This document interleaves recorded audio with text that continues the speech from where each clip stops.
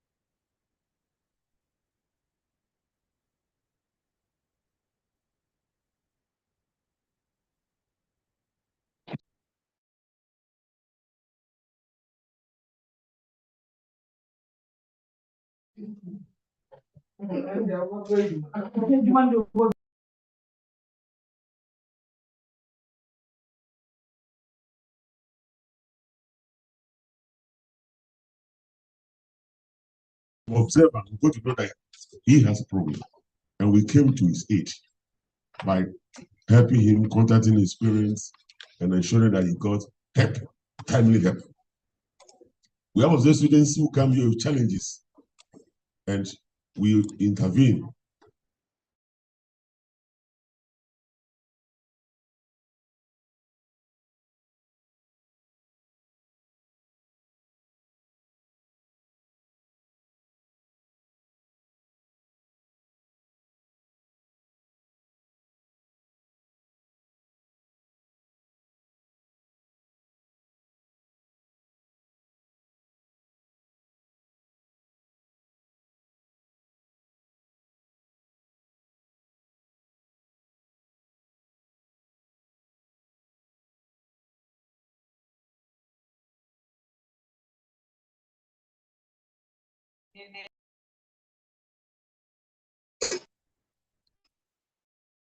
No problem.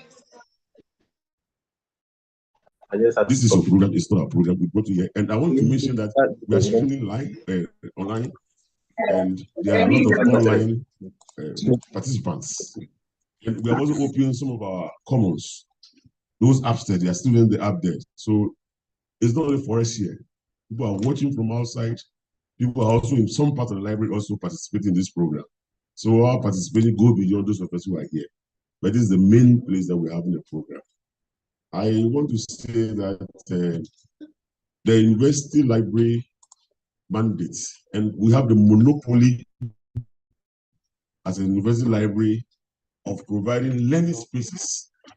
But in this whole university, despite all the structures that are available, you realize that it's only the library that provides learning spaces. I know we have overemphasized the teaching function of university. Everything is about teaching. Yes, teaching is good. But the learning spaces are also very important, because when you are taught, you need a place to go and sit down and learn on your own. And we are encouraging collaborative learning. That's why the spaces that we are modernizing, we're ensuring that the space will give you room to relax and learn in groups. That is how we came by this concept of having this learning commons that we have today. We have not finished what we are doing. We still have plans for the third floor. And I would like to invite collaboration and partnership as we have done in the past. Even you students, your unions, your associations, we are ready to partner you to ensure that we provide facilities that will enhance your academic work. We have plans for the third floor to also develop multiple learning spaces, including even resting rooms. Resting rooms where when you are tired, you can go and rest. Including even academic offices. We have had academic staff sometimes ask for office to work, and we are going to do that. And that is a trend now.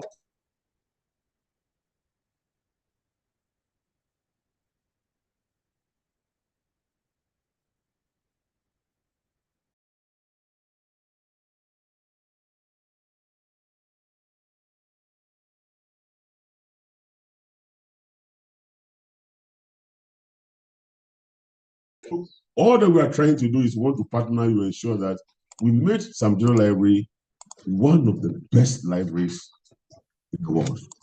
That's our mission, and we are committed to it. And we'll try and modernize the spaces, and we'll still keep some traditional settings within the library, while other places will be modernized to make your study comfortable. On this note, I just want to thank you for your interest, and I believe that you enjoy the program. Thank you very much for coming.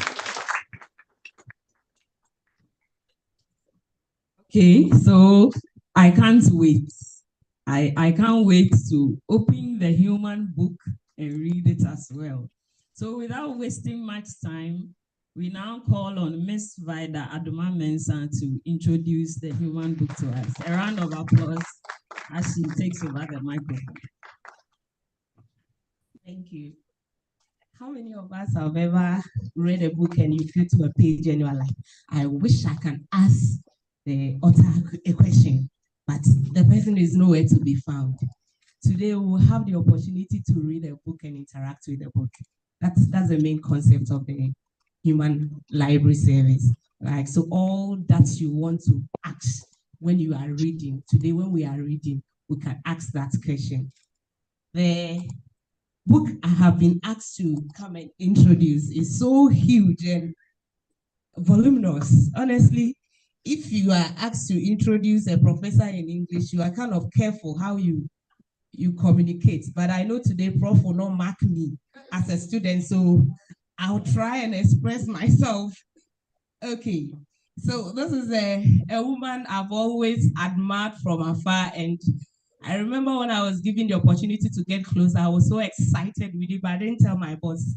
But when I went home that day, I prayed and I thanked God that finally I'm going to meet this woman in person.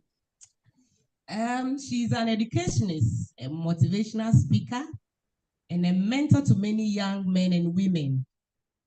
She holds a PhD from the University of Iowa, USA, and an MPhil and a bachelor degree in English from the University of Competitive Choice. She has a certificate in teaching English to speakers of other languages from the University of Wisconsin, also in the USA. And she's a trained teacher, so she holds a teacher's certificate from Commander Training College and a diploma in education from the University of Competitive Choice. This woman has participated in the DAAD-sponsored International Dean's Course for Higher Education Management, the Galilee International Management Institute Diploma in Higher Education in Israel. When I was here, I took 10 minutes more. As for problem, we are reading the paper, we won't finish.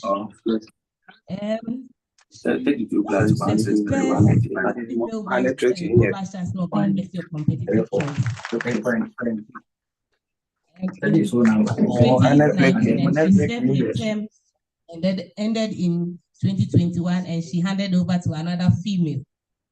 Now, before that, she served as the provost of the College of Humanities and Legal Studies and the Dean of the Faculty of Arts. She was the head of Department of English and the coordinator for the Communicative Skills Program. How many of us don't like that course? Okay, in the University of Cape Coast. And in her administrative positions, she enhanced the image of the university and brought innovations into all activities she initiated. Let me tell you this, she's also a Fulbright scholar.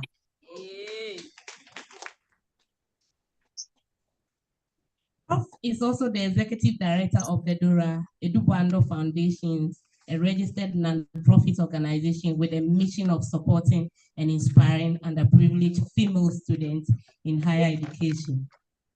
And so without wasting much of your time, our human book, Professor Dora Edubando.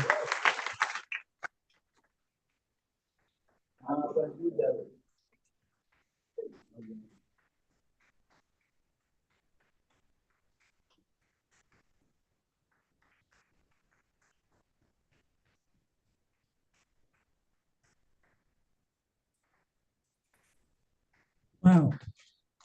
My dear readers,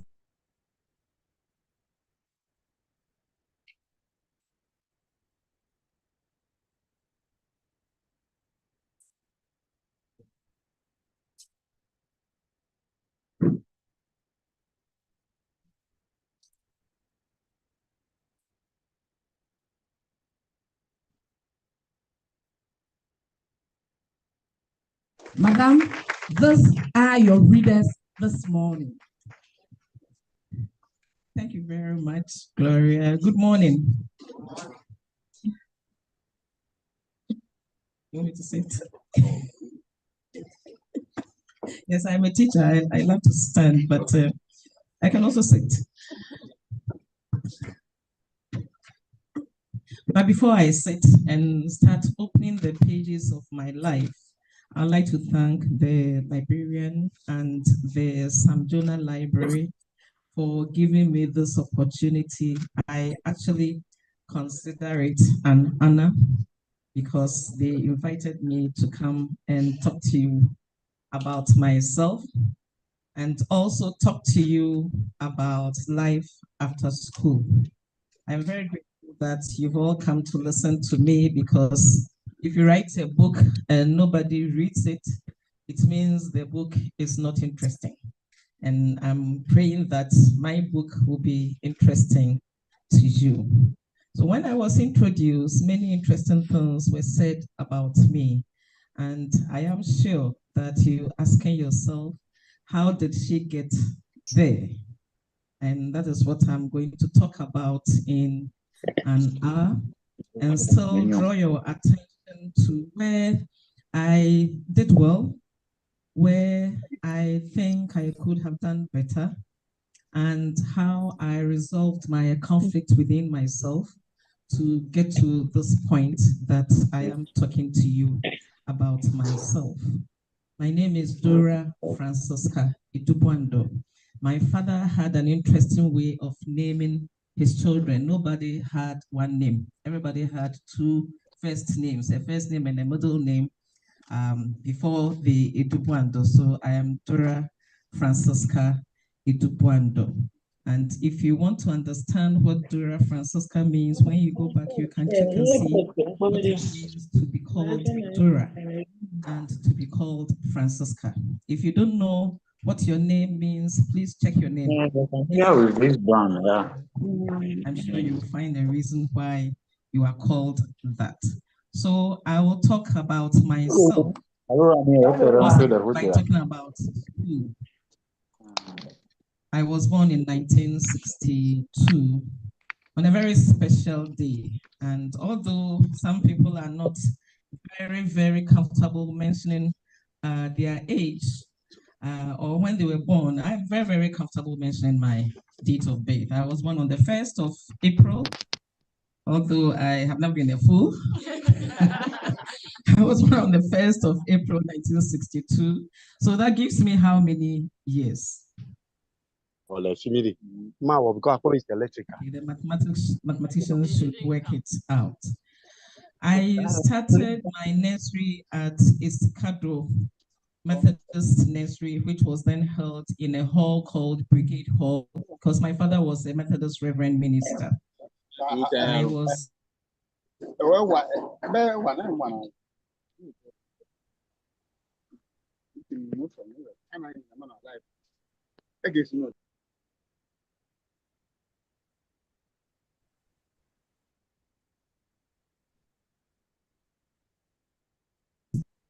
and then I went to Koforidua Methodist Girls School. And from there, I went to Asanteman.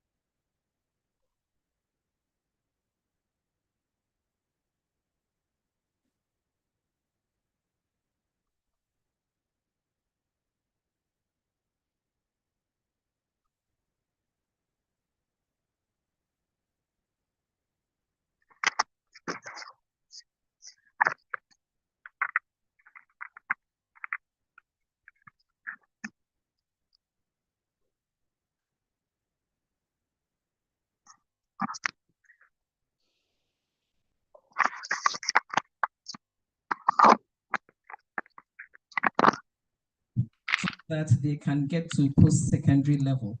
And I felt that it was a complete waste of time. And this is an experience that some of you may have, especially when you get to your course and you think, I know all these, so I don't have to worry myself and study. I can just, walk through the class. It's a very dangerous attitude to have. It's a very dangerous attitude to have. But after my first year, not doing much in class, just looking at them and laughing within myself that you are now studying all these things when I had studied them at the secondary school. I got somebody who drew my attention to the fact that even if you are in the post-model stream, you need to work hard to be able to become a good teacher. And that was the vice principal then, Madame Jane Zomelo. So I woke up from my sleep, especially after I did the first teaching practice, and I excelled and I enjoyed it so much. I felt that, okay, so teaching can be fun and people would be happy when you teach them well. And I am not a person who wants to fail in anything that I do. So I should work hard, and that even if I'm going to be a teacher, then I should be a good teacher. I should be a teacher that my students will enjoy to be in my class. And I should also work towards being a teacher at the highest level. So from the second year to the final year, I put myself to the classwork and I excelled in it. So when I finished, I had distinction in my teaching practice. I was very happy that I was a teacher and teaching was fun to me. So I felt that, well, I can enjoy teaching. Before then, I had something I wanted to do, which I'm sure all of you here have thought of what you want to do after school. So our topic was, what's next after school? And I know some of you have what next after school, what job opportunities you're looking forward to.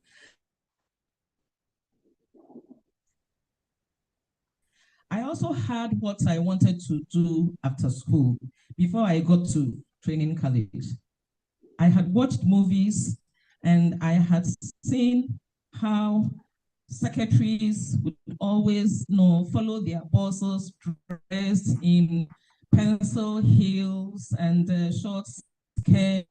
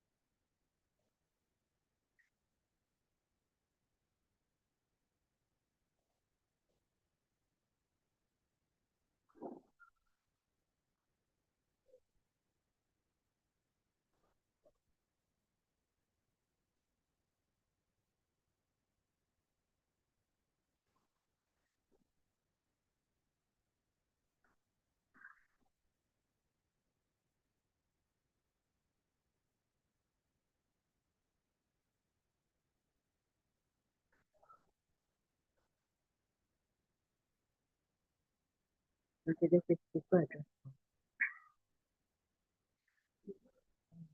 I didn't have to make that issue note. Here, Joe, you're not here.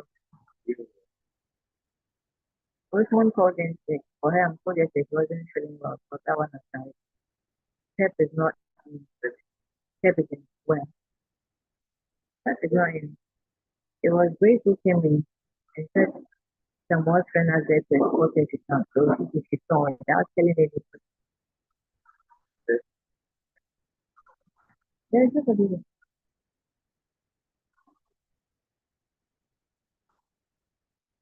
It's not a school here. Yeah, I'm tired. The tomorrow's program is coming on live. It doesn't come on. Because I'm the one posting it. It doesn't come on. Yeah, I'm praying it won't come on.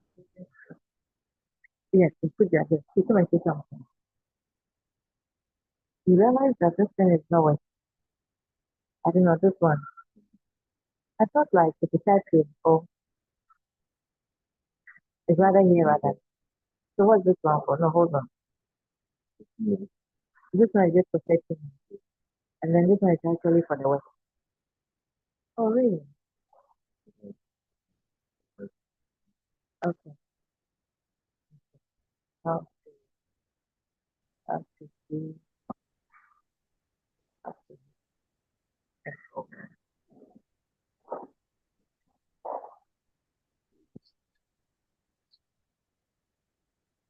I'm sure the internet is the same. So here, what is the Wi-Fi? So there should be.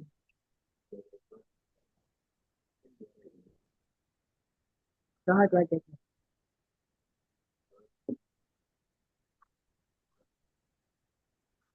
In my phone, I can. Which one is Papa? Your second degree before you can move on. And you have to just look at the goal that you have set for yourself. And that was what motivated me to work hard, even though I had to go to school in installments. I had to go to school in installments, but I still focused on what I want for myself. I have told you that I wanted to be a secretary. I ended up being a teacher, but I was still somebody who had interest in fashion. So even in my class, I made sure that I went to know fashionable. Yeah, because that gave me a sense of joy that this is what I want to be. This is how I want people to see me. I can still present myself that way in many ways, even in my class. So I know those that I taught who are not here now, they will tell you that that lecturer, yes, I made an impression on their mind. And I didn't just go to class dressed well, but also ready to teach well, because I knew what I wanted. So how did I get to all the things that she said, all the positions that she said? As somebody who was bent on doing everything that she had to do very well, which is what my parents taught me, that if you are given any job to do and you accept to do the job, you do it to the best of your ability. If you know you cannot do the job, don't take it. But once you take it, do it to the best of your ability. And that's what I've been doing all my life. So I taught very well. I know I taught very well. I also know that my students enjoyed my classes. But I was also somebody who would go the extra mile to support whichever organization I'm working in. So perhaps somebody saw that I was hardworking and so recommended that I become the coordinator for communicative skills unit. I went there, I did my best for the unit, and then somebody saw that I was doing very well for the unit, and they asked me to be the head of department. I remember when I was asked to be the head of department for English, I told my dean that, no. I am trying very hard for the communicative skills unit to become a department. Let me finish before you make me the head. And he just laughed at me because he understood it, that the head is higher than the coordinator. But I wasn't looking at it that way. I was looking at what I was doing. So I did it. I became the head of department, the dean, the provost, and eventually the pro-vice chancellor. But all these positions that I took didn't come easily. There were many people who also wanted that position. So if I come to you thinking about what's next after school, from the story I've told so far, you realize that when I was in school at the secondary school level, I didn't have a plan of what's next after school. My only plan was to be a secretary. When I went to the college, training college, and I came out as a teacher, I didn't have any personal plan, because once you come out as a teacher, you go and teach, which was there for me. But it is not the case for you. So what can you do? As somebody who is at the university, when you leave the university, you have to ask yourself, what's next after school? Even before you leave the university, some of you are in level 400, and your response to what's next after school is marriage. Especially my sisters. That is the response for some of you. That what's next after school is marriage. I have said it somewhere that marriage is good, but there is no pay for it. There is no salary for marriage. But it is good. It's a good social institution. So if you think about it, there is nothing wrong with that. Another person may say, after school, travel. I need to travel by all means. Get a Dutch passport. It is also good to travel. It is good to travel, to explore the world. I love to travel a lot. It is good to travel, to explore the world, to build on your experiences so that your life will be richer. So there is nothing wrong with it if you want to travel after school. But most people will say, after school, I need to get a job. Yes, after school, you need to get a job. But how have you prepared yourself for looking for a job after school? In my story, I didn't have to look for a job. My job was there as a trained teacher. I didn't have to look. No, I didn't even have to. I just had to fill a form that I want to be posted to this region. I didn't have to go and see anybody with an envelope. My parents didn't have to go and talk to their friends to get me a job. My job was there. But remember, it is not the case now. So if you are sitting here thinking that after school your job is there, please, it is not there. Even national service, you will struggle to get a good place for yourself. If you are fortunate, then you can get somebody who will put in a word and say, oh, can you please, my niece, my daughter, mine. It's usually the ladies that, their parents don't want to travel far off. So if you are fortunate, you will get somebody who can use some network to get you to where you want to be. But that is for service. And after service, what next? After service, is it only marriage? After service, is it a Dutch passport? Or after service, it is looking for a job?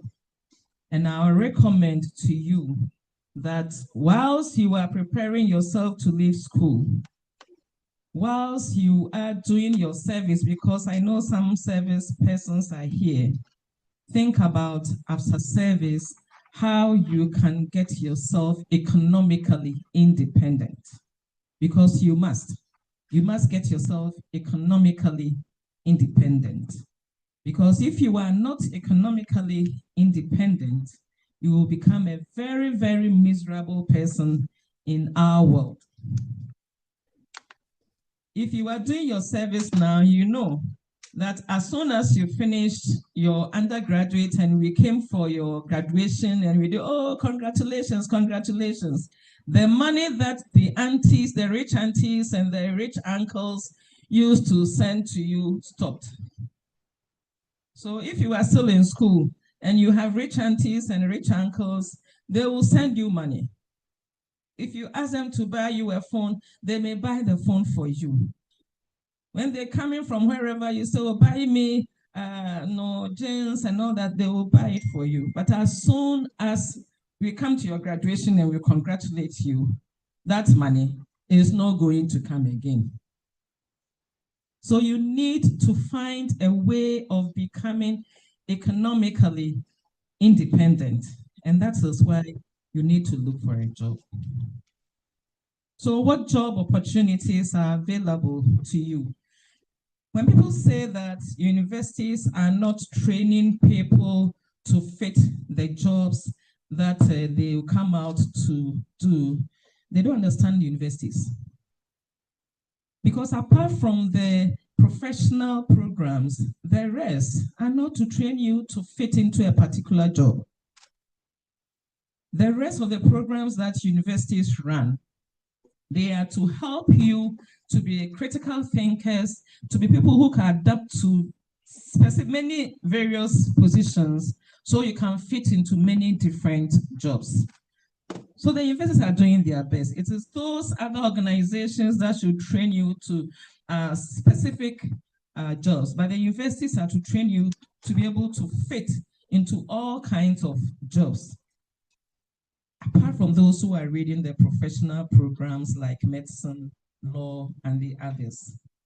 So if you are here reading the program that I read, Bachelor of Arts, English, or you are reading Bachelor of Social Science, whatever, we are preparing you so that you can do many other things. So now that you are finishing, or now that you have finished, now that your answer to the question is not that passport, and it is not marriage, but it is looking for a job, then you have to prepare yourself for the job. So how are you preparing yourself for that time when you have to respond to that question?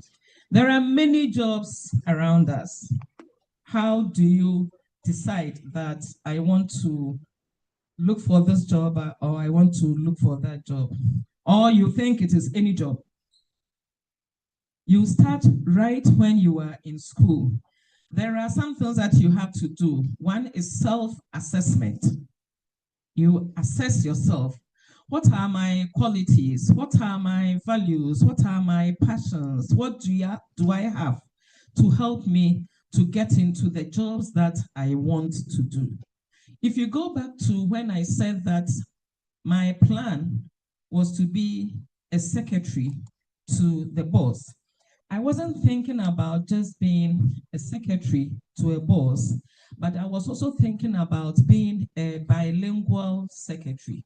And I knew that if I want to be a bilingual secretary, it means I should learn more than English. So I took a course in French. I don't speak French very well now, but if you put a book there, which is in French, I can read it and I can tell you what the book is about. It is my oral that is not good, but I can read the book and tell you, and I can write simple things in French. I wanted to be a bilingual secretary, so I selected French as one of my elective subjects. And I knew that my strength was in English, so I made sure that I kept reading. So if you want to get into a particular job, you must prepare yourself even when you are in school. You cannot wait and finish school before you prepare yourself for that lofty job that you think you will get. Prepare yourself now. Assess yourself. Look at your own qualities, your capabilities, and then also look at your values. Look at your values. If you belong to a church where they don't drink, and you say, oh, because they pay very well at Guinness Ghana, I want to go to Guinness Ghana, you will see that you'll be conflicted because your values will not agree with what happens at the workplace. So you are producing the Guinness, but you don't drink. Who should drink? So it is not just about the academic degree that you have. It is also about what capabilities you have, what characteristics will make you better than another person if the two of you are interviewed. And then also your own values. Assess yourself. Your passion. What is your passion in life? If your passion is to be a minister of religion, if your passion is to be a politician, if your passion is to be somebody who stands in front of people to speak, a teacher, are you working on your public speaking? Or you are in your corner trying to pass all your exams? You will pass all your exams, but when they put you in front of people to speak, you have the knowledge here, but you don't have the skill to perform. And so you fail. When I decided to be a teacher, I finally accepted to be a teacher, I told myself that I want to be a teacher at the highest level, which means I should assess myself. What do I want to teach in at the highest level? And I knew that my strength was in language, so I pursued language. And that is what you should be thinking about. Your own interest, your passion, and your capabilities. If you are not capable, please don't force yourself, because if you force yourself, you will fail. If you haven't prepared yourself, including your mind, and you get into a job because you saw your friend who was there and has been given a company car, so you also want to be a sales marketing manager, you can't even sell a pin. If you talk to me now and ask me to be a marketing person, please, your corporation will collapse because I can't sell anything. It's not that I haven't sold anything in my life before. When I was growing up, I sold many things because my father was a reverend minister. My mother needed to do other things to support him. So in my life, I have sold gakinki before. I have sold bread before. I have carried fabric material on my head, even when I was in secondary school, and walked through the town, the streets of Achimota to sell before. I have sold, you know, that ice cream that they put in a rubber bag and then they tie it and then they put in the freezer and they sell it in the basic schools. I have done that before. So in my life, I have sold things before, but I will tell you, my mother was not a good entrepreneur. She wasn't, because she wasn't looking for profit. She was looking to just help people. So all these things that we sold, we never had any profit. That was why we kept changing. We never had any profit because we always lived by the Methodist school or some school. So my mother will make us wake up at dawn to bake the bread, and it wasn't this gas oven that you have these days. No, the switch oven that you put the wood in, and then you light it, and then you let it burn, then you pull out the embers, and then you spread the ashes, and you don't know what I'm talking about. And you put the bread pan on the flat thing, and then you push it in, then you cover it, and you cover it with some sack, and then you sit down and wait for it to cook, and then you bring it, bake, and then you bring it out, you dust the ashes from it, and you put it nicely there. My mother will wake us up at dawn to do that. And you are doing that before you go to school. You will do all that, and then when people are passing by, children are passing by, she will look at them and say, afraid Becca will school with woman pano kakre. So my mother was not a good entrepreneur. She never made any profit. And so I don't know how to be somebody who sells and makes profit. So I don't even venture there. So when I say that, assess yourself, I'm asking you to reflect on your own strength. On your own strength. If you know that you cannot do something, don't force yourself to do it. So you know that this job is there. My friends have applied. They have been accepted. I also want to apply. If I am accepted, ask yourself, can I do the job they are doing? So start assessing yourself right now. Don't wait till you get to level 400. It will be too late. And then you need to prepare yourself for the job that you have in your dream that you want to do. You know what is required of the job, so prepare yourself.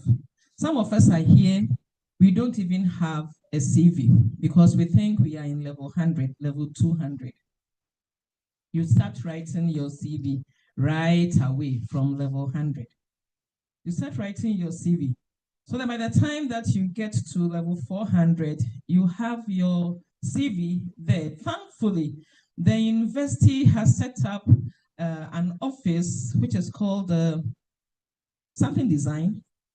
that you can go there and they will help you. The university has a template that you can put your data in and you have your CV. There are many trainings going on, but most of you, because you don't read around, you don't also make use of those free trainings. Now, if you ask me how I became the head, the dean, the provost, and you also heard the person who introduced me say that I'm a Fulbright scholar, I'm a PhD scholar, and many others. It is because I read and I tried to gain more education and skills. As somebody who was in higher education management, I made sure that whenever I saw a training going on that would be of interest to me, of benefit to me, I availed myself. Some of them were free, some of them were paid by the university. I paid for some myself. But as I was going up, I was building myself, developing myself for the position. I didn't just sit down that, oh, I have a PhD, doctor in whatever, and I know I can teach very well, and I am this and that, so that is the end. No, I continued to develop myself. And I still do, even at my age, I still do. I still read around. I still try to attend some training that can help me in developing myself for a new path that I am charting. So if you have your dream job, you need to prepare yourself for it. The CV trainings going around, LinkedIn trainings going around, resume preparation trainings going around, interviewing skills training going around. They are free for, most of them are free for you students. So make use of that. And that was what I did. I trained myself. Apart from the academic training I had, I trained myself. I read a lot. I attended workshops. Some I had to sacrifice my comfort to attend. And when I say my comfort, the little money that I could have used to buy my shoe, I sacrificed that and I went to that to pay for that workshop. So if you are here and you spend all your money on yourself, if you spend all your money on food, you are not preparing yourself well for the future. The future job demands that you learn many things that are not taught in the classroom. So I'm glad that you are here. This is not a classroom. I won't ask you questions and there won't be any quiz and I won't grade you. But what you learn today from here will make you a better person for that job that you want to get when you finish school. So I don't have a list of job opportunities that I will say you must engage in, but I will say that prepare yourself for your own dream job. And preparing yourself means that you prepare yourself academically, you prepare yourself in the soft skills, how to even be in an office with others. Some of you, you know, on your CV, you will write, I am a team player. Everybody here is a team player, right? If I ask you the name of the person sitting by you right now, you wouldn't know. Because you came and sat down and you never even bothered to ask, please, what's your name? Which program are you reading? For some of you, the only friends you have are your course mates and your roommates. So if you are reading BA English, and the only people you know are the students in BA English, plus your roommates, and your roommates, when you came to the university, you were 6 in the room, so you have 5. When you moved to the hostel, you were 2 in a room, so now you have 6. So when you finish school, how many people do you know? Maybe you go to church. So church, you can add maybe 10, 15 people to it. Now you go into the real world. What works now is networking. It is not only your certificate, it is networking. So you are a team player. You don't know how to work with people from different backgrounds in your office. how can you succeed? You go to an interview, you cannot even talk to the person sitting by you who is going to the same interview. You can never tell. Maybe you can get some rapport from that person, but you never spoke to the person. So you go to your interview with a little that you know. If you are a team player, it is not only when you are given group work to do. It is when you are able to relate to people who you do not know. And I will tell you that in all my career as a lecturer and as a higher education manager, I have worked with people from different backgrounds, and I have never had a problem with anybody. If I have a problem with you, I'll come and tell you, you know what? I don't like the way that you wear your shirt. Can you tell me how you can wear it differently? And then we'll sort it out. Even if you do not listen to me, I will be at peace with myself because I tried to discuss the issues with you so we don't have any bad feeling. So if you are a team player, then you must develop how to accommodate people at the workplace. So when you are looking for that dream job, if you think you're going to go and there will be a cubicle office for you, these days, companies do not like cubicle offices. They want open offices. And why do they want open offices? So that employees, staff, can communicate with one another. And that is where the team issue will come in. So you come to work and you come and sit in your corner. You come, sometimes even good morning is difficult for you to share with other people. And then you come and sit in your corner, you do your work. When it is time to close, you pick your bag and you go. You are not going to move anywhere. You must develop the soft skill of being able to work with people from different backgrounds. And I am thankful that my parents brought me up in that way so I can work with people from different backgrounds. Otherwise, I wouldn't have been able to climb the ladder to where I have got to. So I'm encouraging you that if you think that keeping to yourself will make you a better person, as for me, I don't like any problem. I just stay in my corner. You are staying in your corner for the wrong reasons. You need to talk to people so that you can build yourself up. So the job that you are looking for, I said, assess yourself, assess your capabilities, assess your own values, and also think about what you want to do when you get that job. Think about your career development. How do I intend to develop myself if I get this career? Is there even a point for me to develop myself? Because there are some companies you get into and they say you cannot go to school. Is that what I want? Do I just want to be at this position for the rest of my life? Or I want a job where I can progress and build my career as I grow in age. So all these should be part of your thoughts when you are looking for a job. Now we all know there is no job in Ghana, don't you? So even all the things that we are talking about, there is no job. But there are jobs. You only have to search for them.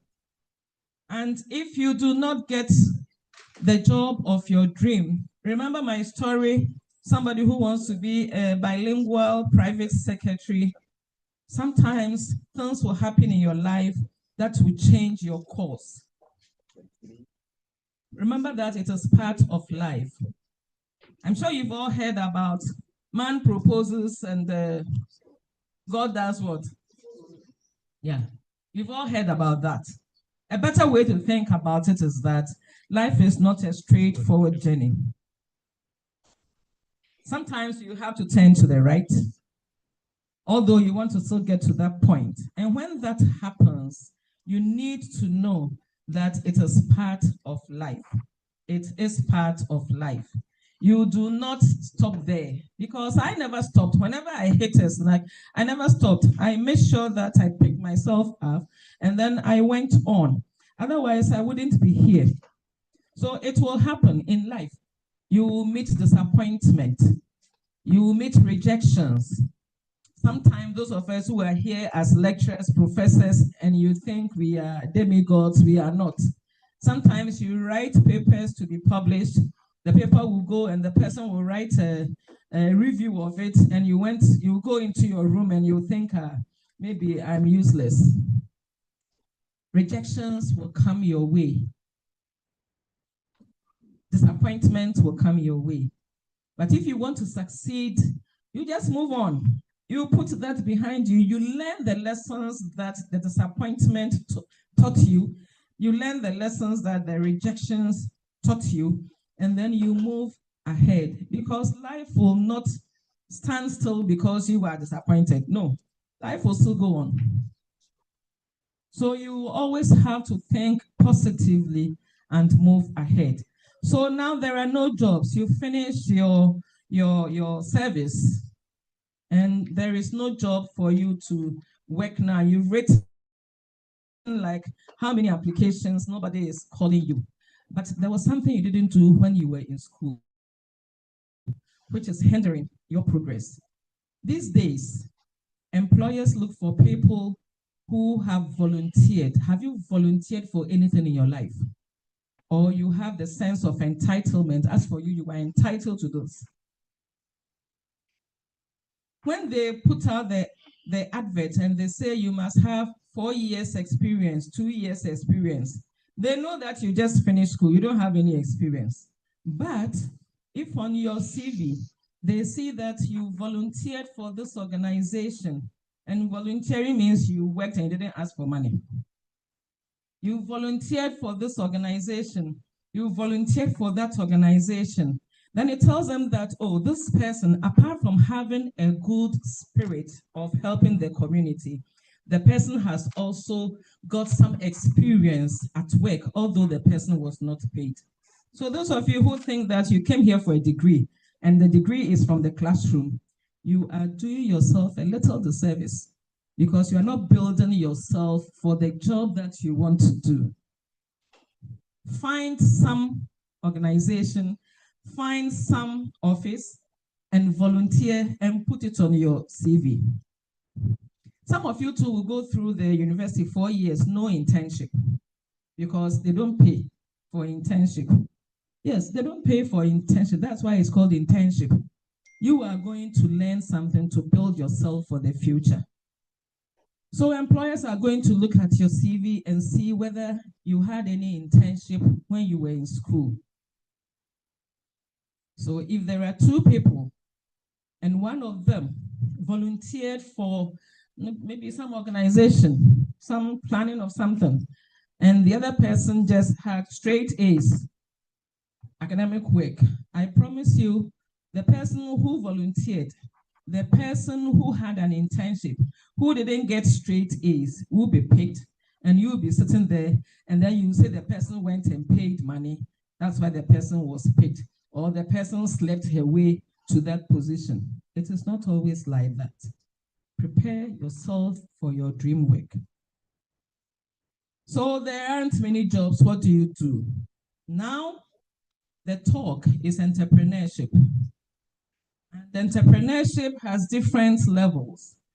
There are some people, even at the university, they have come together to form some kind of companies.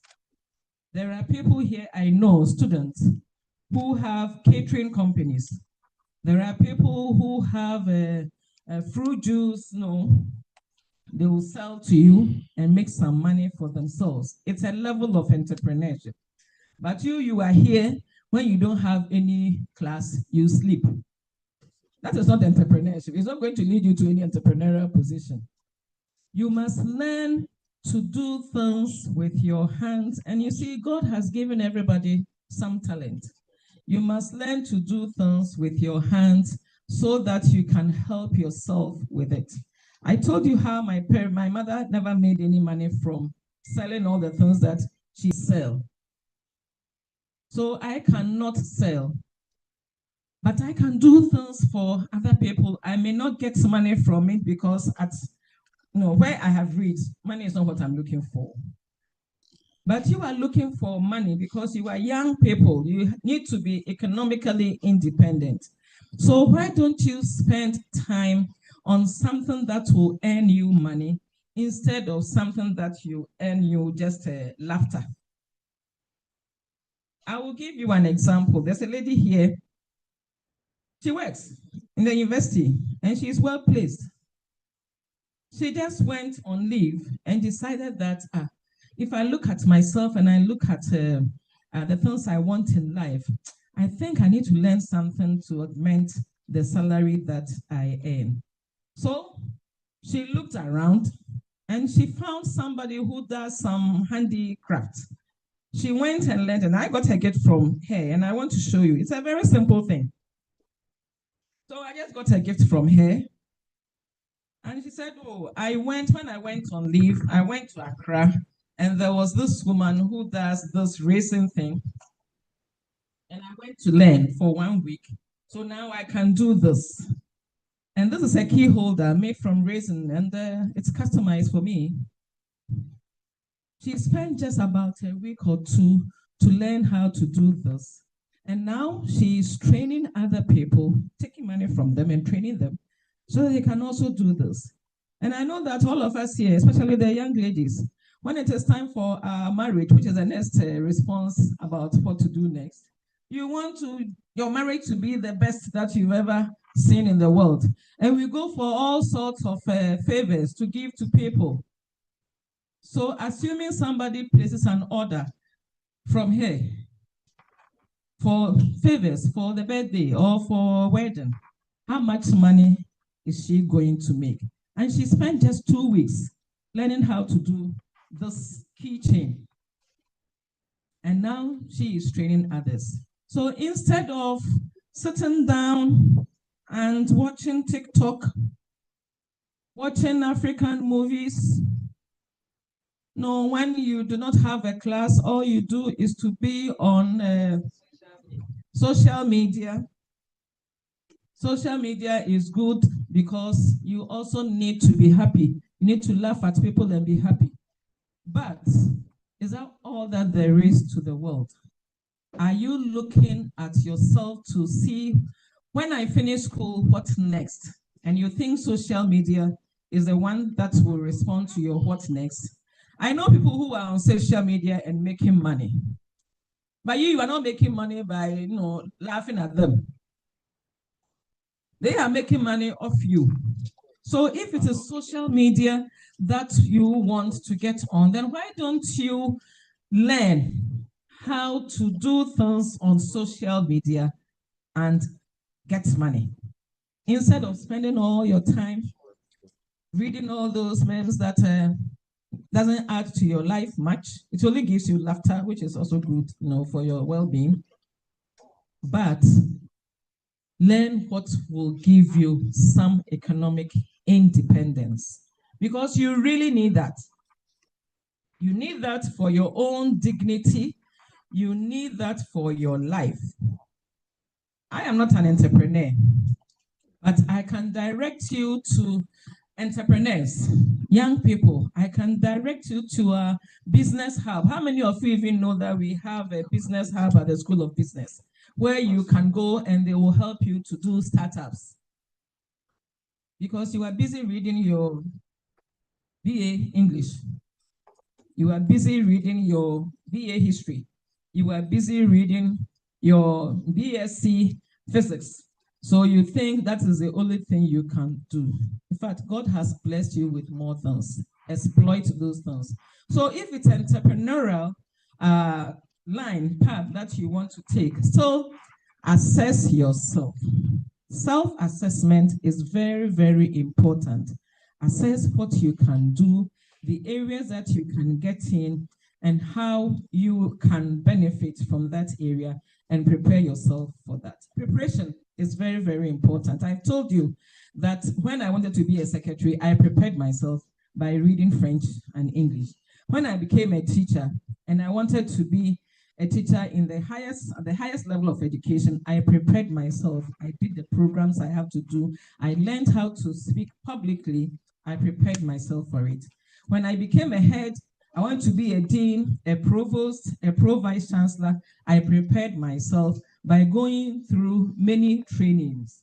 I didn't just stay in my office hoping that somebody who likes me would say that, come and be this. No, because if that happens to you, you go there and you can't perform. So that job that you want, assess yourself, your weaknesses and your strength, build yourself up and get to the job. And if it is entrepreneurial skills that you have, again, assess what you can do, assess your values. Don't go and prepare alcoholic drink and sell when you know you don't drink. It is very, very important, because whatever you put out there should be something that you believe in. If you don't believe in it and you put it out there, it means you are a liar. Whatever you put out there, you must be comfortable if your face is attached to that thing.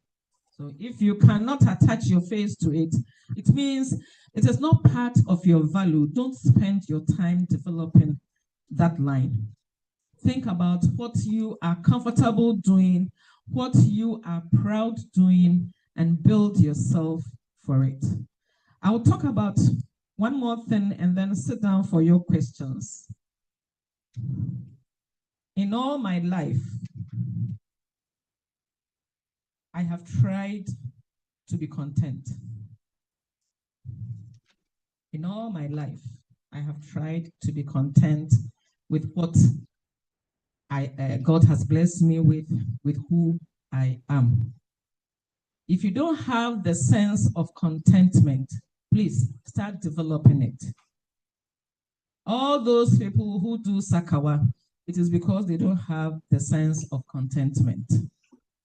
Having a sense of contentment doesn't mean that you do not strive to go higher. No. It doesn't mean that you are complacent. There is a difference between being complacent and being content. Being complacent means that you are so happy with where you are, with who you are, that you don't even want to move another step. That is not what I want you to be. Don't be complacent, because the world is moving very, very fast. I have never been complacent. Wherever I am, I'm thinking of how I can get to the next point. When she was introducing me, she said that I am now the Executive Director of Dora Edubwando Foundation. I am retired. Yes, I am retired. But I do that as if it is my full-time job. I am very, very passionate about it. Because I am not complacent that I have reached the epoch of my life. I haven't. There are still many things I can do with my life. There are many people that I can impact with my life. So if I am content with who I am now, it is because I know that if I move the next step, I can work very hard, and that will also give me some contentment. If I am complacent, it means I wouldn't even move to the next point. I am just fine being introduced as former pro-vice chancellor. No, I am not complacent, because I still have the strength to do more. I still have the energy to do more, and I still have the knowledge to share. But being content means that I do not strive to grab things that are not in my line. And that is something that I want you to build. Be content with how you have been blessed and move on to develop yourself. Don't be envious of people. Don't be envious of people. Rather, appreciate people. Get to know what they did well to get to where they have reached that you are interested in, and work your way to your own success. There are many people, I don't want to say here, because looking at your faces, I don't think you are one of those people.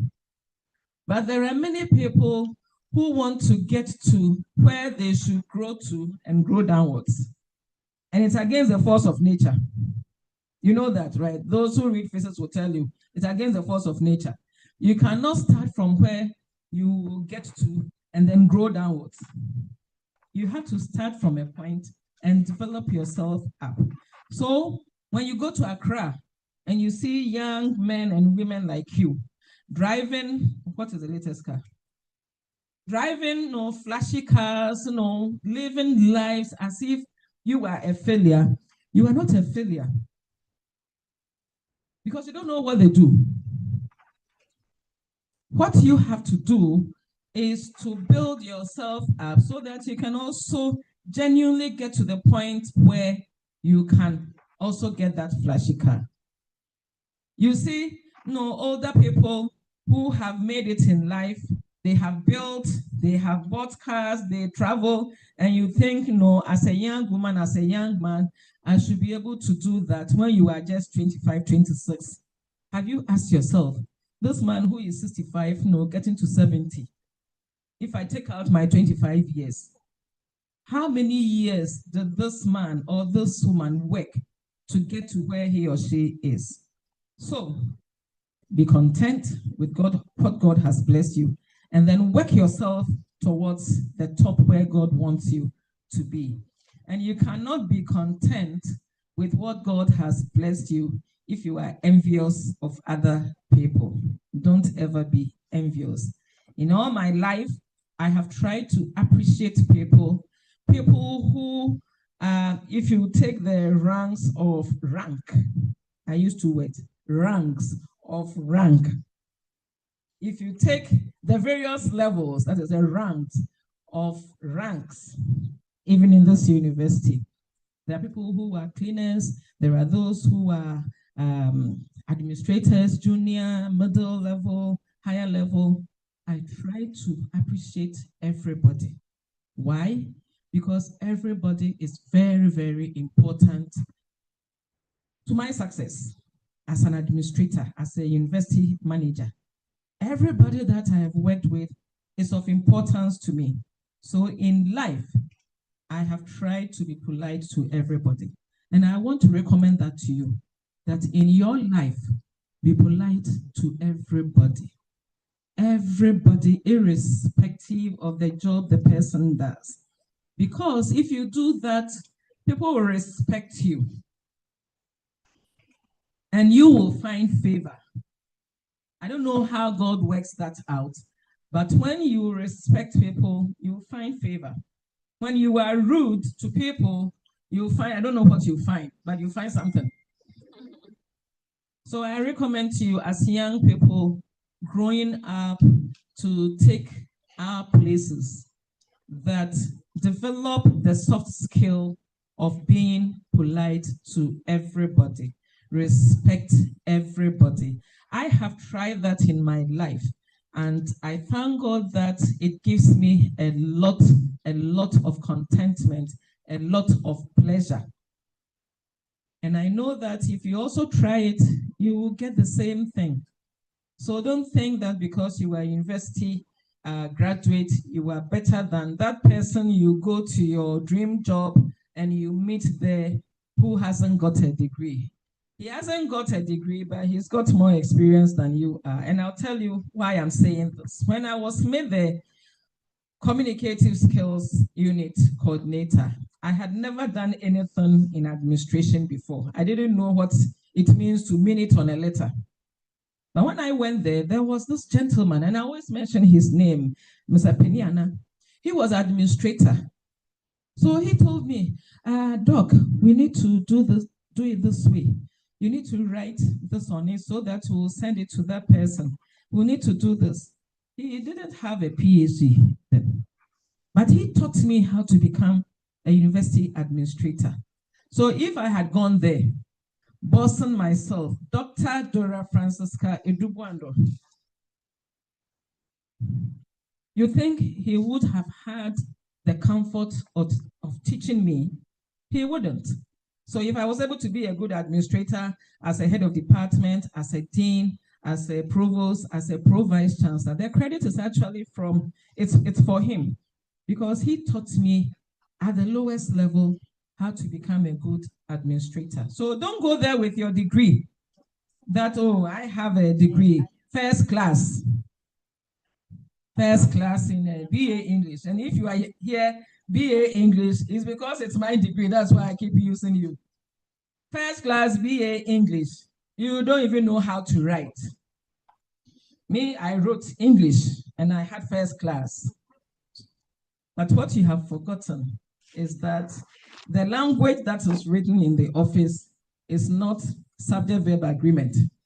It is the language, the register of that office, and you need to learn it. So I just want to sit down, prompting you that, yes, my life, in terms of looking for a job, I didn't have to look for a job, but you have to look for a job, and you must prepare yourself for that. Yes, in my life, I wasn't an entrepreneur, and I have never been an entrepreneur, but you have opportunities to learn to be good entrepreneurs. Yes, in my life, I have met many people. You haven't got to that position yet, but because I have met many people and I have worked with many people, I can tell you the sort of things you can do so that you can also succeed after school. I would also want to encourage you to build yourselves up, volunteering, internship, so that when it comes to looking for a job, you'll have it a little easy in doing it. It won't be very easy, but you have it a little easy. And when you go to do your service, don't go and present yourself as a person who should be sent to go and buy lunch. Go and present yourself as somebody who is interested in what the job entails and is still ready to go and buy lunch when the person asks you to. So that you get to a point you are economically independent, you are content with yourself, you have your career dream, how you're going to move on, and you'll be a better person for this country, because we need people like you to grow up to be better than what we are now, so that our society will be a better society. The first two responses to the question that I gave, after school, what next? I said marriage. Some people will answer marriage, and others will answer travel. And I said that they are not bad responses, but to be economically independent will make you better even in marriage. To be economically independent will give you the source of funding if you want to get a Dutch passport. It will give you a source of funding. You wouldn't have to go begging people for money so that you work on your Dutch passport, because you yourself, you have saved for that. And if you get into marriage, because you are economically independent, you will be a good partner for your partner. So the ultimate is for you to look for a job or to be an entrepreneur so that you can get to be economically independent for your own comfort and your own good. So I will sit down and let you ask questions that will help me to open more pages to my life.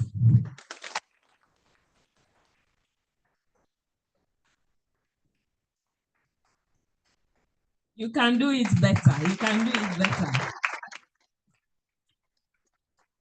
Wow. We've really downloaded information from our human book. Another round of applause for her. So now it's time for questions. Okay, so my boss is saying that before the questions come, he has something small to say. It was very exhaustive, impressive book human book. Let me just add a few things I'm trying to support there. One of the things she mentioned was about a search for a job. I'm happy Prof used the word search for a job. As he said in the past, the jobs were waiting. In the past, you see companies coming to universities, and before you even leave the campus, you have a job already. That is not there again. Now you have to search for the job. And all the training you are being given in the information literacy are to help you search for jobs. These days, most of the jobs adverts are available on the web. On the web. Companies advertise on their websites because it's cheaper for them to advertise on the website than daily newspapers. So if you are looking for a job and you don't know how to search on the web for a job, then you have a problem. You can sit here and get a job across the borders of Ghana if you are the type who search for jobs. And it's for you to know how to search for a job. There are job searching placement and centers online. You have to explore them. It is not possible to work outside our borders. You can be here. I know somebody who works with Microsoft from here. He works here and works with Microsoft. So what I want to say is that the search for a job is very important. And you need to have the skills to search for a job. And we will take this up again in our training, in our information literacy courses, to teach you how to explore these web job avenues. That's one point I want to make. And the other point I want to make is about career choice. Career choice. Prof has used examples on how she wanted to be a secretary and later on end up becoming a university manager. I want to say that yes, you may have a career choice in mind now. But sometimes circumstances will not let you become what you want to become. That's possible. And there is a vertical career choice and a horizontal one. All of them have their pros and cons. What I mean by the horizontal one is that when you decide to build yourself up in different areas.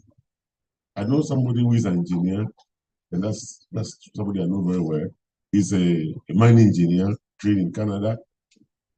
He has an MBA in finance. He's a finance person. He's a lawyer. He's a lawyer too as well. And for such a person, he became a deputy CEO of a company. Some think that he was very knowledgeable in many areas, so he was good. Yes, that has its good. But in the academia, when we find ourselves, we like the vertical one. You have to go to the top.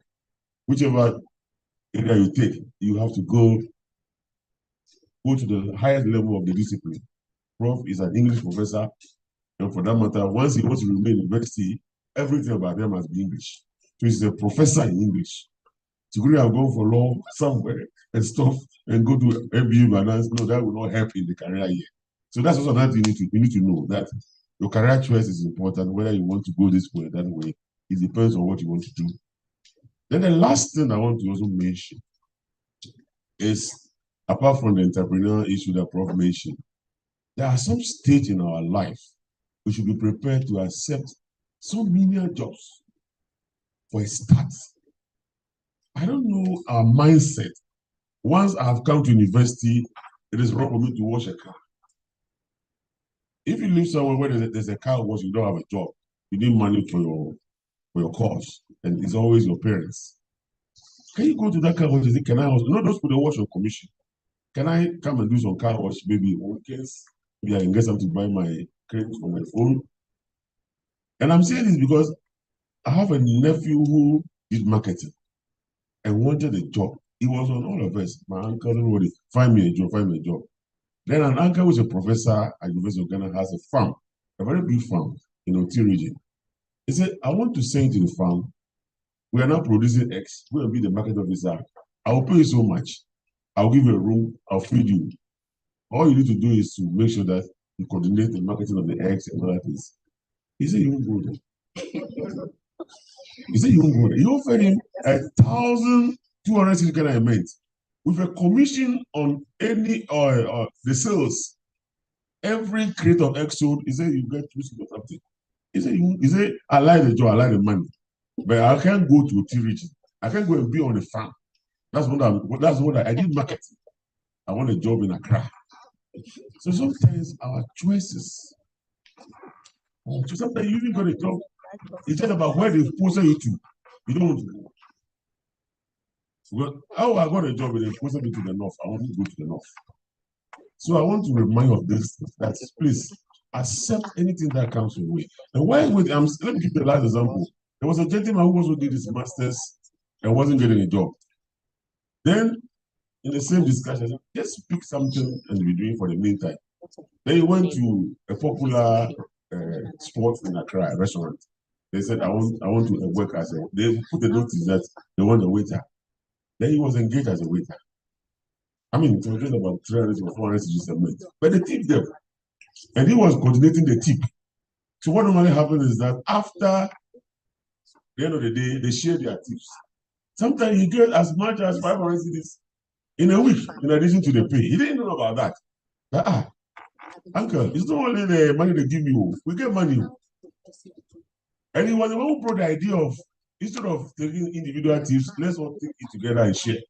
Because sometimes they have a good day and a bad day. When the boss will watch the guy, he said, I don't think this guy is not very person. So one day you call him, I will go to school. Then he laughs. So I have a master's, an MBA. There and there, the man say, I'll talk to you. He made him a manager. He stopped the waiters and made him a manager. Then one day, as he was working, they called him, one of his friends came, so, you know, this guy, he came here as a waiter, I don't know he has an MBA. Then the man asked me, are you happy with what you are doing? So if I get something to do, say, this man can call me. Now he works at a very good company out of that effort of starting from somewhere.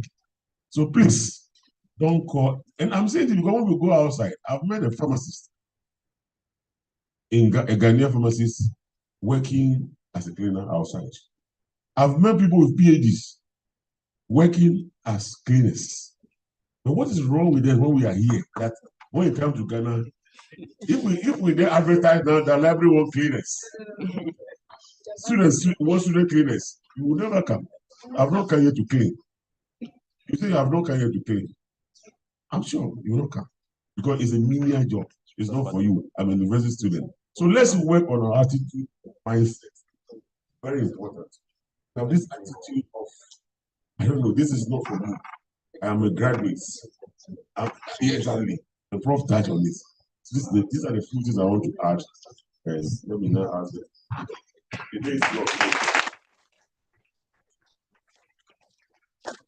All right, so we've heard so much too from the librarian. It's question time now.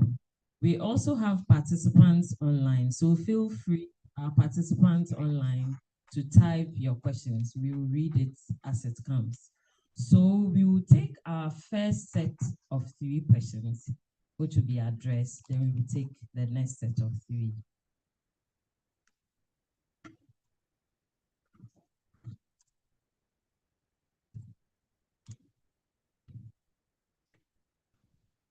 Thank you very much.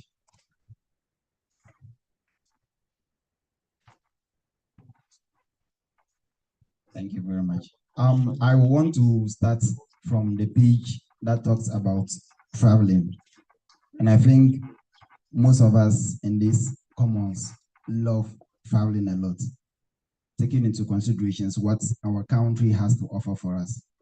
I think I will not be mistaken if I say 90% of us seated here would love to leave the country after we complete school. Why we are doing that is because sometimes we think our country is not giving us what we need, the country is not giving it to us. And then what the country offers, why we think sometimes is not up to what we want. And we as UCC, we train the best of candidates. Those countries, US, UK, they don't need any other skilled personnel except those with CGPAs of 3.0 and over, the second class upper people and the first class people. And obviously, we are those that are supposed to build our country, Ghana. And these students, after we complete school, we are ready to leave the country because we think the country is not offering us what we need. Prof, what is your take on this particular issue for us? Do you think we should not go out to go and study? And the interesting thing is, when we leave, the probability of we coming back is very low. That is the hard truth.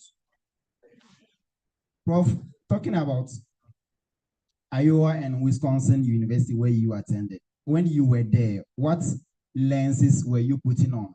I mean, what observations were you taking note that you think if we as students, we take that into consideration, is going to benefit us as far as the future is concerned? Partnerships, you have a foundation, or even as a library, what international collaborations do you have, or do the library have that you think we as students, after completing our life after school, is going to be very fruitful? Will you say that you have, Prof, will you say you have self-actualized? If not, at what point in time do you think that we are supposed to get to and we say we have actually gotten there, or we have arrived? Finally, Prof, you stated that when you left college, you did not struggle to look for a job. Fantastic. Now, we have to search for jobs. Where have we gotten to? At what point did we get to this level? Why is it that at your point, when you left school, you did not struggle to get a job, but now we have to struggle to get the job? So will you say the leadership, which includes you, have failed us? That is why we have to struggle for a job, because looking at it, it seems you had it on a silver platter, if I may put it that way. Thank you very much. Thank you very much. You didn't mention your name. I wish I can. My name is Lucas. Lucas, Department thank you very of Health, much. Physical Education and Recreation. Thank you. Thank you very much, Lucas. Those are very interesting questions. I will start from the bottom and go up. So, do I think that our generation has failed you because when we finished school, we didn't have to struggle to look for jobs? Yes and no. No, because when I was in the university, my whole year group, we were just about 1,000. In my class, we never went beyond 35, those of us. For those of us who majored in English, I think there were 4 of us who were women, and I think 6 men. So the university at that time could hold matriculation at the main auditorium. So now, if we say the university should hold matriculation, even NEC is small for the university. So we should acknowledge that the population has grown. So we have a lot more people now looking for the same job. When I was growing up, entrepreneurship was not a big thing because, as the librarian said, by the time you finish school, your job is there. Companies will come and even recruit at the universities. But now, the population is such that we need to look for other ways of getting people to get jobs to do. So that is one reason that I will use to say, no, it is not that our generation has failed you, but we should note that the population has grown. The part that I will say, yes, perhaps our generation has, I wouldn't say failed you, but has not been able to get the younger generations to understand the contemporary times that we are in. Because the contemporary times where you need to struggle to get a job, we should educate you right from when you were in basic school to understand that it is not like when we were in school. And that one we haven't done very well. So it is partly our fault that you will all want to travel outside because you think there are opportunities out there. But we should also help you to understand that The opportunities outside are there because other people have built their countries. They have built their countries over the years. They have had good and bad leaders. It's a society, a human society. We are at a point where we need to build our country. Are we going to build our country, or we are going to wait for somebody else to come to build our country for us? I understand that 90% of you here would prefer a Dutch passport to a PhD. I don't begrudge you for that. But I would also want you to understand, and I would like to encourage you, that when you get a PhD, you wouldn't need a Dutch passport to travel all over the world. So we are using PhD and Dutch passport, not in literal terms. I hope you get that, because you've all done critical thinking. So you should understand that I'm not referring to PhD and Dutch passport in literal terms as the person who brought it into our discourse used them to be. I'm talking about the urge to travel and the urge to educate yourself, to build yourself up for the good of the society. They are two different things, and you will have to choose. Nobody can build our country for us. We will have to do it. And we'll have to do it in our small ways. If you present yourself to somebody to bribe you to do something that is wrong, and then you sit on the side thinking that the society is going down and that somebody is the one who is not doing right, you should first remember that you allowed yourself to be bribed to do something wrong. In that country that you want to go to, you cannot do that there. When I see people who travel from outside, Ghanaians who go and live outside, they come to Ghana and they complain about everything that we have in Ghana, and they still want connections to do things that they want to do. I get very angry. They come to you and say, oh, do you know somebody at a Ghana card? I want to go and get my Ghana card, and I have to go to ABCD, so I don't have time to go and queue. Can you talk to somebody? So that person cannot do it where he lives, but he wants to come and do it in Ghana and then say that Ghana is not good. So we are the people who can build our country. We cannot let somebody else come and build our country. So it starts from you as an individual. And I understand that when you travel out, you get the exposure. You said something interesting, that when you go, I wish everybody would go out there and experience what is out there. But then when you said that when you go, you wouldn't come back, I promise you, you will come back. I am promising you that when you go, if you go to study and you decide that you will even stay there and build your family, ask those of us who've been there, will tell you, you will come back.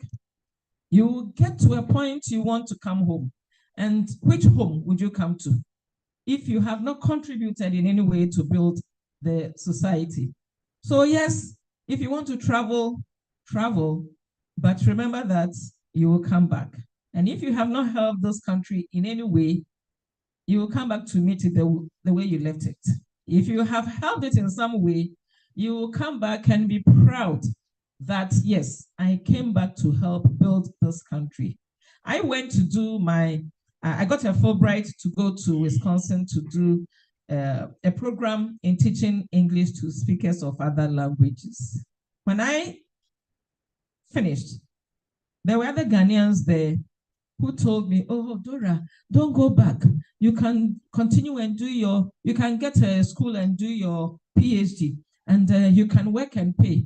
Please, if they tell you can work and pay it's a lie. You cannot work and pay. You will really, really struggle. So they told me, oh, don't come back. You can work and pay. You can, but I wasn't brought up that way. So I told them that, you know what, I got a scholarship to come here. The scholarship says 1 year. When you finish, go to your home country and go and work for 2 years before you can come back to the United States to come, because Fulbright is the highest US government scholarship you can get in the world. So when they give it to you, they expect you to finish the program and go to your home country and go and develop your country, at least for 2 years before you can come back to the US. So I told all the Ghanaians who were telling me to no, stay, that they gave me 1 year. I'm going to go back to Ghana. If God wants me to come back, I will get another scholarship to come back.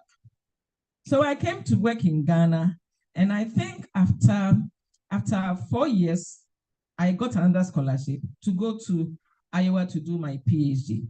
Again, when I finished my PhD, the people, the Ghanaians, not the Americans, the Ghanaians, they say, oh, now that you have a PhD, you can get a university to teach in here. You don't have to go back. And I was asking myself, why would I stay there to work when I got a scholarship from Ghana government to go and do my PhD? It is morally wrong for me to stay there and teach, or to stay there and help to develop the United States while my country is suffering. So I'm going to go back. God knows why. No, he brought me a Ghanaian. So why should I say that I have been helped to come and study and I'm not going to go back and help develop it? So I came back. Over there in my university, even as a PhD student, I had an office space. I had a computer there. I had many things. I go to the library. I can even sit in the comfort of my apartment and order a book, and the library will get it from all over the world, wherever they can get it. They will order it for me and then call me to go and pick that book. So I want a book written by Dr. Kobler. The book is not in the University of Iowa Library, but they have found it in the University of Australia Library. They will order it there and bring it to Iowa for me to get that book to use. So all these resources were there. And I knew that coming to the University of Cape Coast, even getting my office was going to be a problem. I knew that, but then I chose to come back.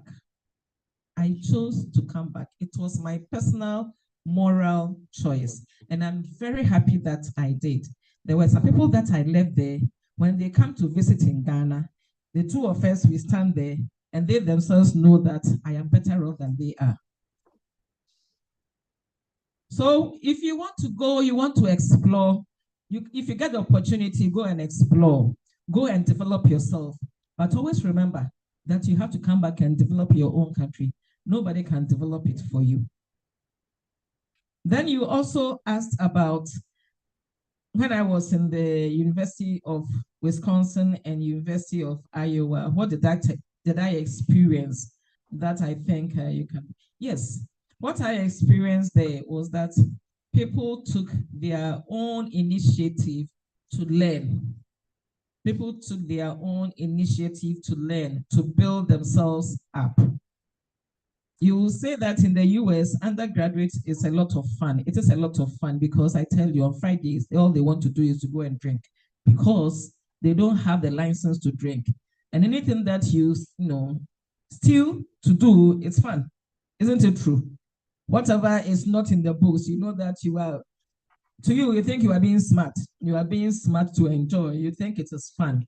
Over there, yes, when it is Friday, they are not in the drinking age, but they find a way and go and drink. It was fun for them. But then they also knew that it is their responsibility to learn and pass their exam because most of them there were there studying on loans, on student loans. They were there not because their parents were paying for them.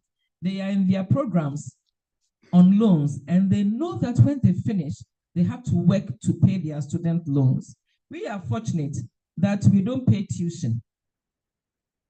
What we pay is for examination and other things, and our parents take care of it. Over there, when you get 18, you start to think about how you live your own life. You go and work at McDonald's, you get paid $4, $5, and then you compile, put together, save it, and you live your life. Here, when you are 18, we don't ask you to leave the house because you are still, we think, a child. You must be under our care. So if you get the opportunity to go out there to study, to explore the world, I wouldn't stop you from going. But you must remember that you will definitely come back, even when you get to 60. And if you haven't contributed to the building of our country, you yourself will feel that you haven't done something right.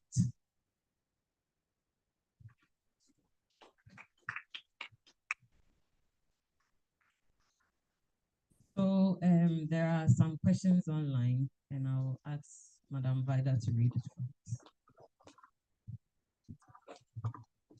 Okay, there's one question, and this person is asking, does age have any effect on what you should do next after school? Any other from the audience? Thank you. My name is Lord Omwabeni from the Faculty of Arts, and my question is related to. My name is Lord Omwabeni from the Faculty of Arts, and my question is related to the role of universities with regards to training students for the outside world, and it has to do with a form of. It's on two sides. One, talk about this communication between the organizations outside and the academia, as to when you go outside, you'll be told that, why don't you know how to do this? When weren't you taught this in school and all that?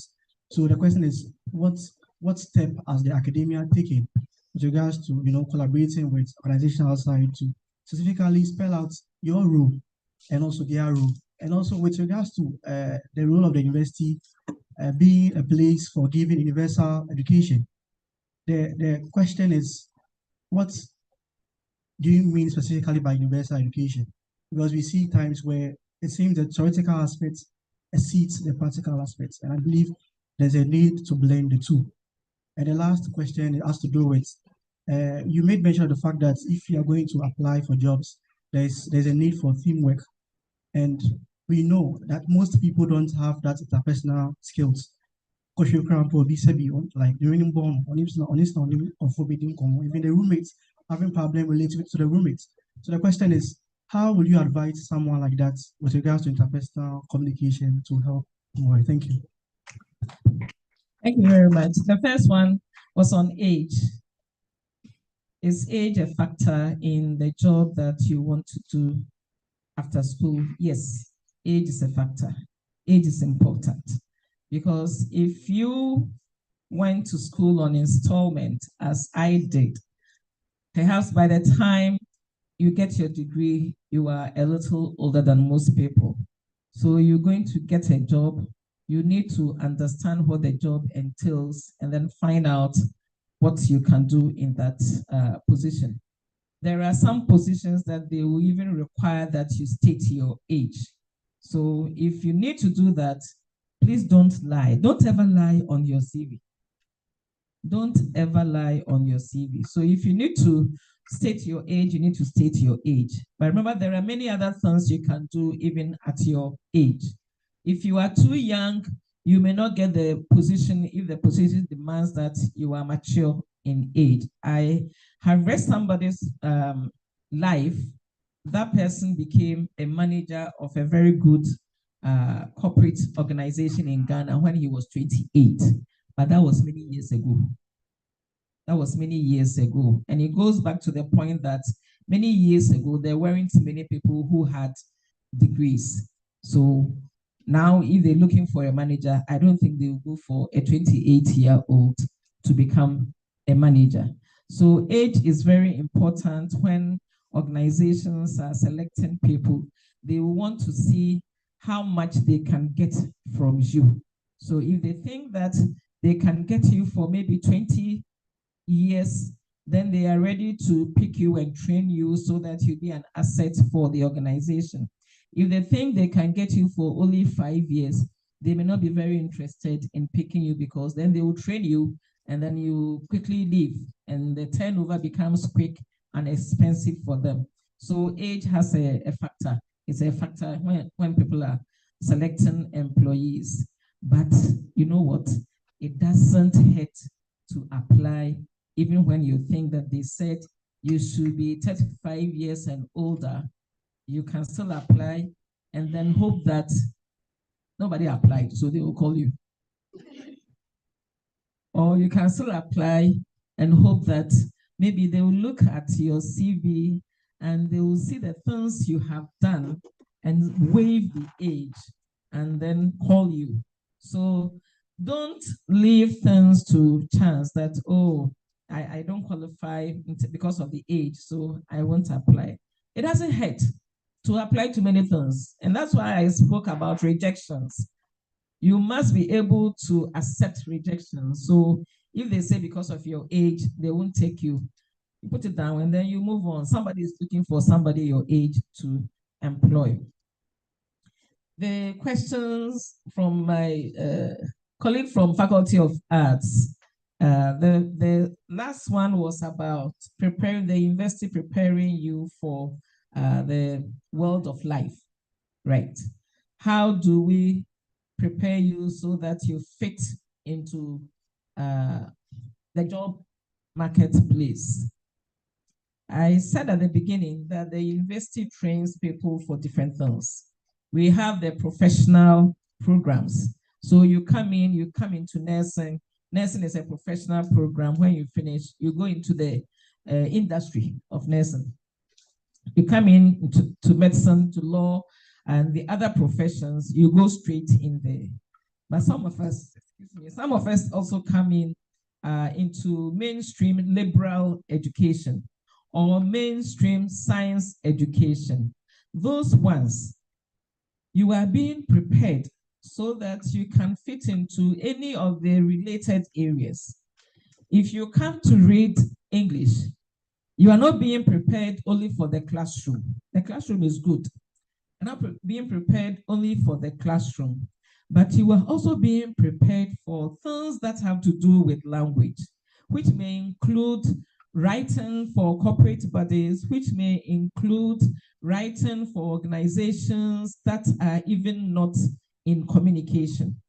It is only when you see yourself as somebody who has been put in a particular box, and so you cannot get out. That is when you will be able to perform. When companies say that the universities are not preparing people for the jobs, they are missing something, and I said it. Because the university should prepare you universal education. It should give you the education that should make you fit into many applied boxes. So the university is not preparing you for GNPC. It is not preparing you for NPA. It is not preparing you for which other organization gives a lot of money. Bank of Ghana and all those, no. But there are people who studied chemistry who work in Bank of Ghana. There are people who studied English who work in GNPC. So the university, if you are in liberal education, it is preparing you to have an open mind so that you can apply yourself to different organizations. And when you go to that organization, it is the duty of the organization to train you to fit what they do in that organization. So you don't have to see your program as a program which is only theory, theory, theory. Your program is to build your intellect. It is to build your knowledge. It is to help you to develop critical thinking so that you can apply yourself to different situations, to different areas, to different workplaces. So don't think that if you're reading history, I don't know where you think you're going to go apart from teaching in the classroom. No. There are organizations who are looking for somebody who read history and who also read some other subject so that the person can develop something about the organization. And then remember that many years ago, the first degree was the highest degree. Many years ago, if you have Bachelor of Arts, so and so, Bachelor of Science, so and so, you have arrived. But these days, even when you have a PhD, you haven't arrived. Because the organizations expect that with a PhD, which is an academic degree, you would have also done some short courses that will be practical courses. So the University for Universal Education, we will teach you so that if you take your first degree to the US, you can fit there. If you take your first degree to UK, you can fit there. But if you want to work in a particular organization, there should be training for you to work there. But your critical thinking will help you to go through the training to work there. So I think that is what I will say about it. Did I leave any of your questions out?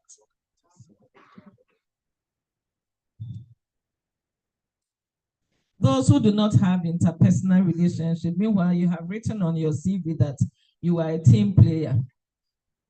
You've written there that you are a team player. When you go to the interview, they will ask you, which team have you played for? You see, this is something that you develop over time. How many of you know about 21st century education skills? The competencies for the 21st century. One of them is communication, one is collaboration, one is critical thinking. If you haven't heard about that, go and research into it. 21st century skills. If you are not able to communicate with others, it is a huge problem to getting a job. It is a huge problem to being a good entrepreneur, because the world has become so closely knit that you must be able to speak to others. So come out of your shell, and you can do that starting in a small way. First, join some organization. It could be a church organization, it could be a social organization, but join some organization. And when you go there, make friends. Make friends. Put yourself out there that you are ready to help the organization to grow. So for example, if you are a Methodist and you are a member of GAMSU, don't just go to church. When they need people to do some work, offer yourself. Remember, I spoke about volunteering. Once you get into volunteering, you will meet others who are also volunteers, and you'll build some relationships. So don't be boxed into just your roommates. And as you said, some even do not speak to their roommates. They come in and they just, some even have roommates that they don't cook or they don't share food with. If you touch their water, it's a big problem. Please, if you want to fit into our century, the new world, you need to develop collaboration. You need to develop communicative skills. Otherwise, you won't get very far. So develop these, and it's something that you as an individual should build. And there are many opportunities in the university for you to do that. So start building that now if you don't have it. And it is good to have good interpersonal relationships. Well, you don't have a lot of time, but I'll talk to you about myself. In going through my life, my career as the head and dean and blah, blah, blah, blah, blah, ask me, how did I balance my stress, my home, my work, and my personal self? How was I able to balance these three different positions that gave me stress? One is from my family. My family was a great support because I can pick a phone and call my siblings and then I will feel good. It is because I had a relationship with them. I also had friends. I don't have many friends. I have a few friends. I can call them and then talk to them and I feel good.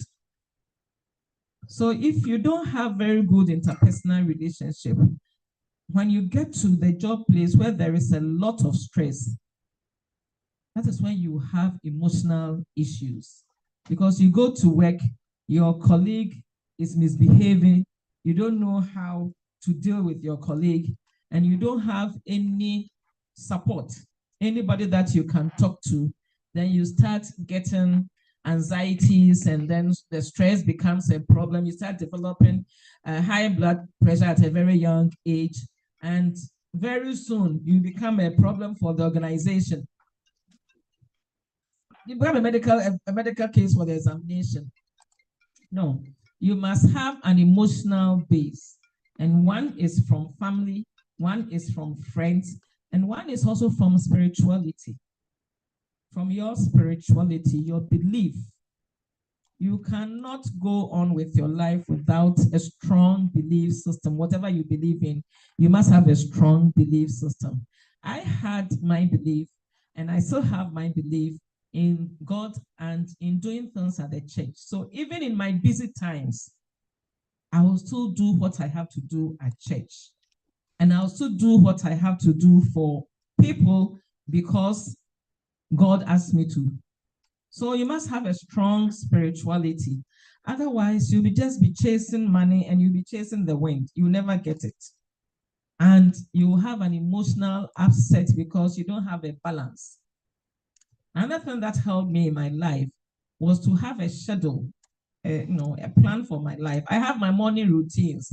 And if you don't have that, start developing it. You must have your morning routine. You must have your evening routine. The morning routine is to set you up for the day. Your evening routine is to help you to unwind so that you wouldn't have emotional issues. So I wake up in the morning, I do my devotion, I do my little walk, I have my cup of tea, I go to work. In the evening when I go home, very tired. If I have to go to church, I go to church before I go home. I go home very tired. I can watch the news for a short time and then I can sleep. The news, they will watch a movie to unwind. Some people will go home, they will have a chat with their children. You must have a routine that will keep you stable. Otherwise, you can break down at any given time because the world is rough. The world outside. Here you are sheltered. You are sheltered, so you don't see a lot of things. You think that little broken heart is a broken heart. You go back into the world and see. Because when you go into the world, it is not just a broken heart. Too. When you have the broken heart, your boss too is worrying you. And you don't have money. So you have all these things come together, and so you think it is not worth living. Please, it is worth living. Life is very, very sweet. It is worth living. But you must have the emotional intelligence to balance all these. And I did it looking at my spirituality, my family, my friends, and my personal, the things that make me happy. One of them is traveling. One of them is buying shoes.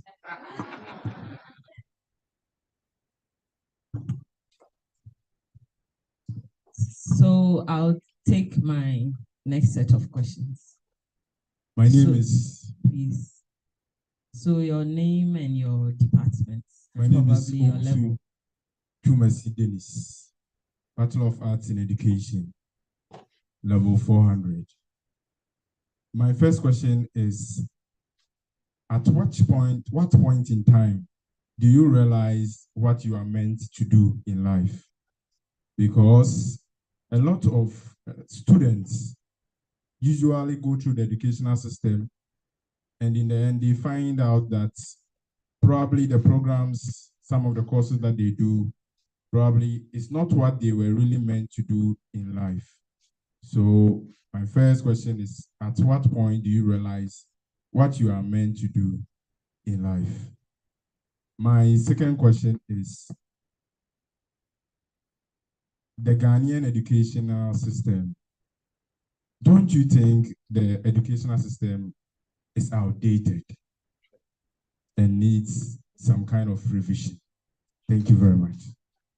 Another, okay, gentleman.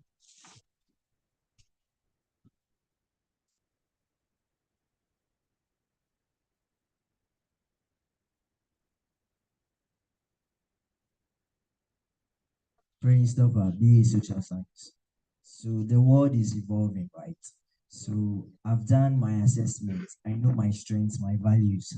I have a couple of careers I want to get into.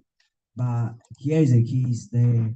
For instance, lately there are jobs that are being swept out, people are being laid off, and jobs are getting missing. Should I then go into a field that doesn't match my strengths and my values just to keep up with the world that is evolving? Okay. There's a gentleman. Thank you very much.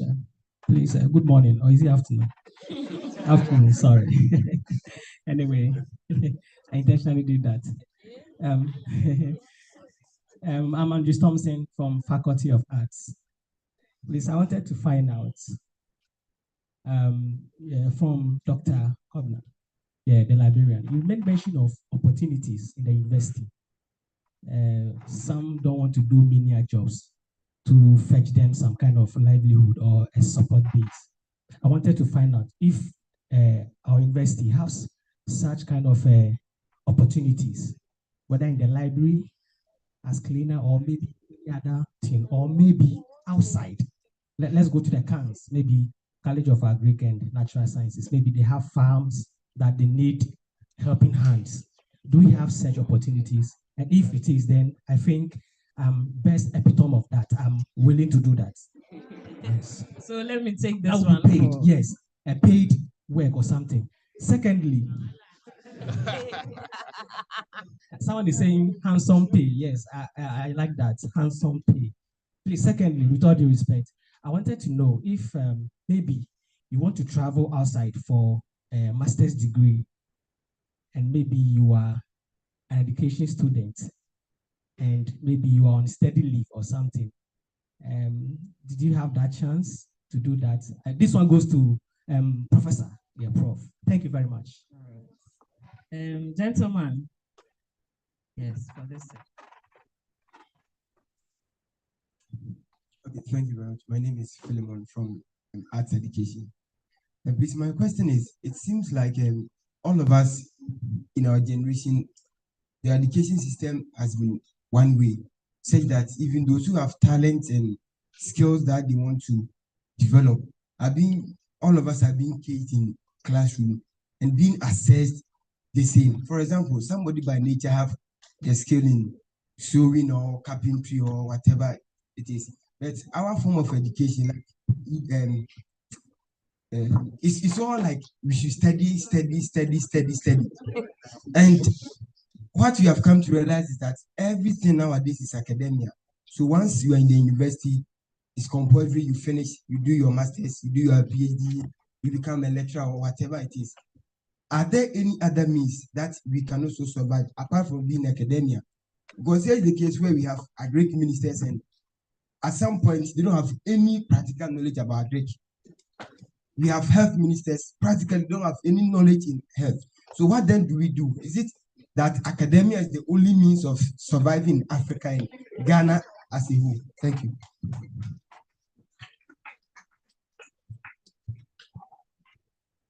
Good afternoon. So my name is Asiedu Patience, and I'm a BF Social Studies student.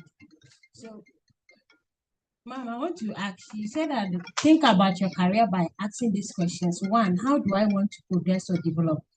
Two, do I want to stay in this position permanently? But, Ma'am, in Ghana, for example, I know our leaders and some leaders who are in higher positions, some are above the age, but yet still they don't want us to come. I don't know, is it because of the money and the allowances they are getting that they don't want us to enjoy? And then two, my colleagues were saying that in Ghana, our education system is about bookish. You learn, you chew and pour, and then you actually get a certificate. And then I want to also ask that we know that every individual, we assess every individual. I'm an education student. So we are taught that you have to assess a learner on a cognitive domain, the psychomotor, and then the affective. But in Africa, to be precise, in Ghana, we only assess our learner on the cognitive domain. And we give scholarship on someone who has gotten 8 A's. But I read the news that there was a guy at the western region of Ghana, Azim, who has been able to develop a canoe in a form of a bicycle. But yes, so there is no influential person, a stakeholder that I want to support. So how do we then go out and look for a job if all you want is about 8 A's? If you're getting 8 A's, then which means you are intellectual. Even your own parents will start comparing you. Like, have you seen Amma? Amma has gotten 8 A's, and you, what are you doing? Yes, and you start for So I want to ask, and my last question is, I think it's good to be envious because as you started narrating your story, I envy you like I wish. So I was like, so how did you even manage to get all this? Is it that it is your endurance is 100% or you are more determined than I am? Yes. So I think, mom, it's good to get envious. It's very good to be envious of you. Because I want to ask this one for you personally. I want to ask: is it that your determination is above mine, or you endure, or like what did you use any magic? How did you learn? How did you able to like get?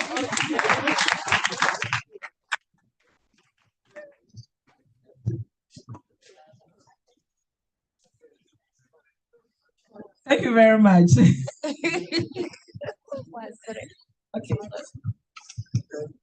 So considering the evolving world, right? Considering that our contemporary world is evolving, what do we do? What do we do as people who are about to leave school or now in school? How do we get to fit into the world market, considering that the world is evolving and our education looks like it is theoretical most of the time? We are not being prepared for the evolving world.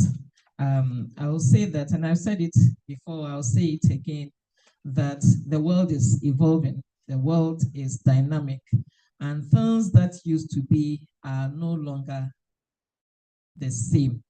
Things have changed, and that is why people want to travel out and go and experience the world instead of staying here, because perhaps they don't see they don't see our world evolving, but they see other worlds evolving. And I would say that the education that we have, it is only when you go outside that you see its worth. When you are here, you wouldn't see its worth. I have studied in 3 institutions outside, and I know its worth. Because here you may think that it is theory, theory, theory. Perhaps it is to a large extent, considering that the world has moved on from theory, theory, theory.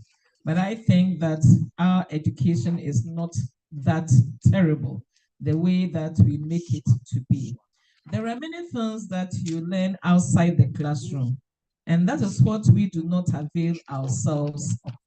For example, like this one, I am sure that you're learning a lot from this engagement. Some people who haven't made a time to come and listen or who haven't joined online may not have the experience that you have. When you leave here, you become a better person because you add the knowledge that you have here to what you have. And if you are put in a situation, you'll perform better than the person who hasn't got this knowledge. So yes, the world is evolving. And you said that, what about many years to come or soon, people will be laid off, especially because of technology. People will be laid off. So what you have learned here, what do you use it for, since it is theoretical most of the time? And I remember I told you that you must also build yourself. You must build yourself. If right now you are here and all that you know to do with technology is social media, then it is very, very sad. If all you know to use technology for is WhatsApp, Facebook, the others, Instagram, TikTok, if that's all you know about technology, then that is very, very sad. It means we as a university, we haven't done well with you, because you should know that even if you go to LinkedIn, there are different ways that you can present yourself. There is a way to present yourself which is likable to an employer than the way to present yourself which will make an employer think that you are not serious. So you need to learn outside the classroom so that you can fit the job even if they lay people off, because you have an extra skill, they wouldn't lay you off. This is what it means. So build yourself outside the classroom. What you get from the classroom is not bad. It will help you to develop your intellect, but build yourself to outside the classroom. At what point do you recognize this is what you were meant to be? There is nothing like this is what I was meant to be, because life is short, but it is very long. So you are about maybe 28 years old. How do you realize that this is what I was meant to be at 28 years? Because what you will think is what you were meant to be at 28 years will be different from what you would think this is what I was meant to be at 35. So you need to plan your career in such a way that you break it down into 5 years, 5 years. In the next 5 years, how do I want to see myself? Right now, I'm 25. In the next 5 years, I want to see myself at this point. I want to have these qualifications. I want to have these skills. When I get there after the 5 years, okay, the last 5 years, I wanted to do A, B, C, D. I was able to do only A and B. So maybe I should now tackle CDE, but then I realized that the track I have, CDE is no longer important.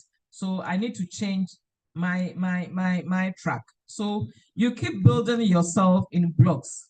You keep building yourself in blocks, looking at the contemporary world, the needs at the job marketplace, and then your own values and your interest and your capability. So there is nothing like this is what I was meant to be, or I wanted to be a doctor, but the University of Cape Coast didn't give me medicine, and they gave me what did they give?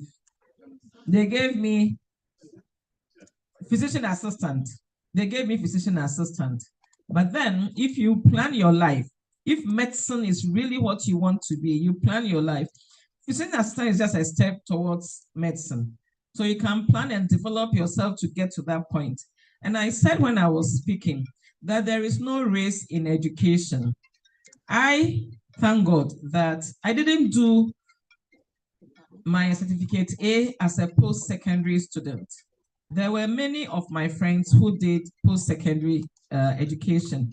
And the interesting part was that after the year that I went in, the following year, the Ministry of Education or National Teaching Council allowed people to do post-secondary without credit in mathematics.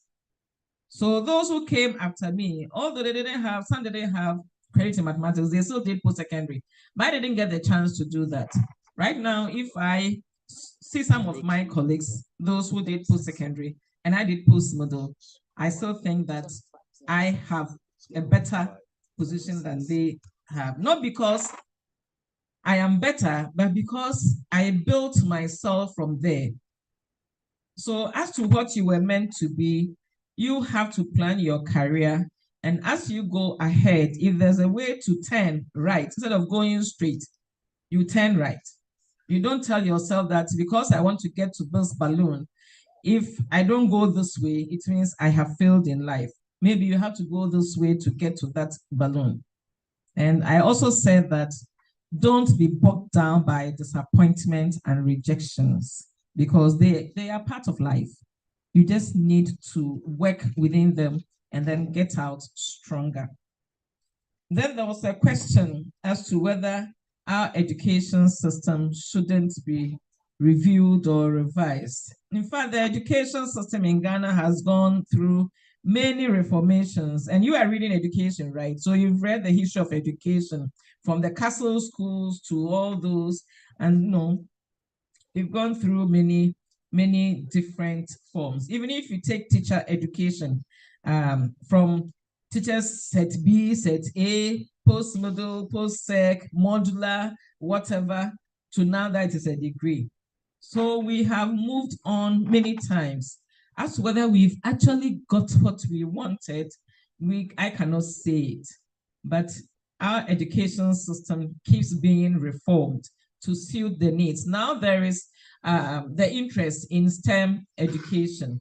People are being encouraged, especially girls, to go into science, technology, engineering, and mathematics education. Why? Because the world is evolving and the focus is now there. It doesn't mean that if you are in the humanities, you are lost, because science cannot exist without humanities. If science exists without humanities, we will have doctors who will clone you because they don't have any moral sense that this is not right. So science will always live with humanities. And that is why you have people who are in sports psychology, helping people to cope. So you think that sports psychology might be science-based, but it is also humanities-based. So wherever you are, there is a related field which will be useful for you to engage in. So our education system in Ghana keeps on being reformed. Now we have TVET. Formerly, nobody recognized or appreciated technical and vocational education. But now we recognize technical and vocational education. If you come to our university, we have programs in technical and vocational education. Formerly, it wasn't, we didn't have that. So we are evolving and we are trying as much as we can to the best of our abilities to get people into what they can do best. Talking about examinations that do not test other forms of assessment. Well, some do, but some do not. And I think that for our university, the various departments look at what they have and decide that this is how we'll do it. Many years ago at UCC, everybody wrote a project work. It got to a point where departments felt that instead of asking everybody to write a project work, we'll put them in groups so that they will write a group project work. And then we are now at a point where some departments feel that, okay, instead of project work, we'll allow students to choose that they will take a course instead of writing a project work. It's all part of the different ways of assessing students. And then when you get to graduate studies, the choice is even wider, because some lecturers will say, I don't want a sit-down exam, I want a term paper. Others will say, I want a research paper, I want a project. So we are doing it bit by bit, and it is also true that we will not be able to assess every individual in a different way, because when we do that, then we wouldn't have a way of assessing fairness and wouldn't have a way of assessing standards. So we're doing it bit by bit, but I'm very sure that we'll get to where we will think that we are comparable to other institutions. Education is not only about the academia, getting you into academia. In fact, if you talk about academia, you're talking about higher level of education. And those that universities usually keep in the academia are those we see are people who want to develop themselves in the academia. There are some people who want to become lecturers.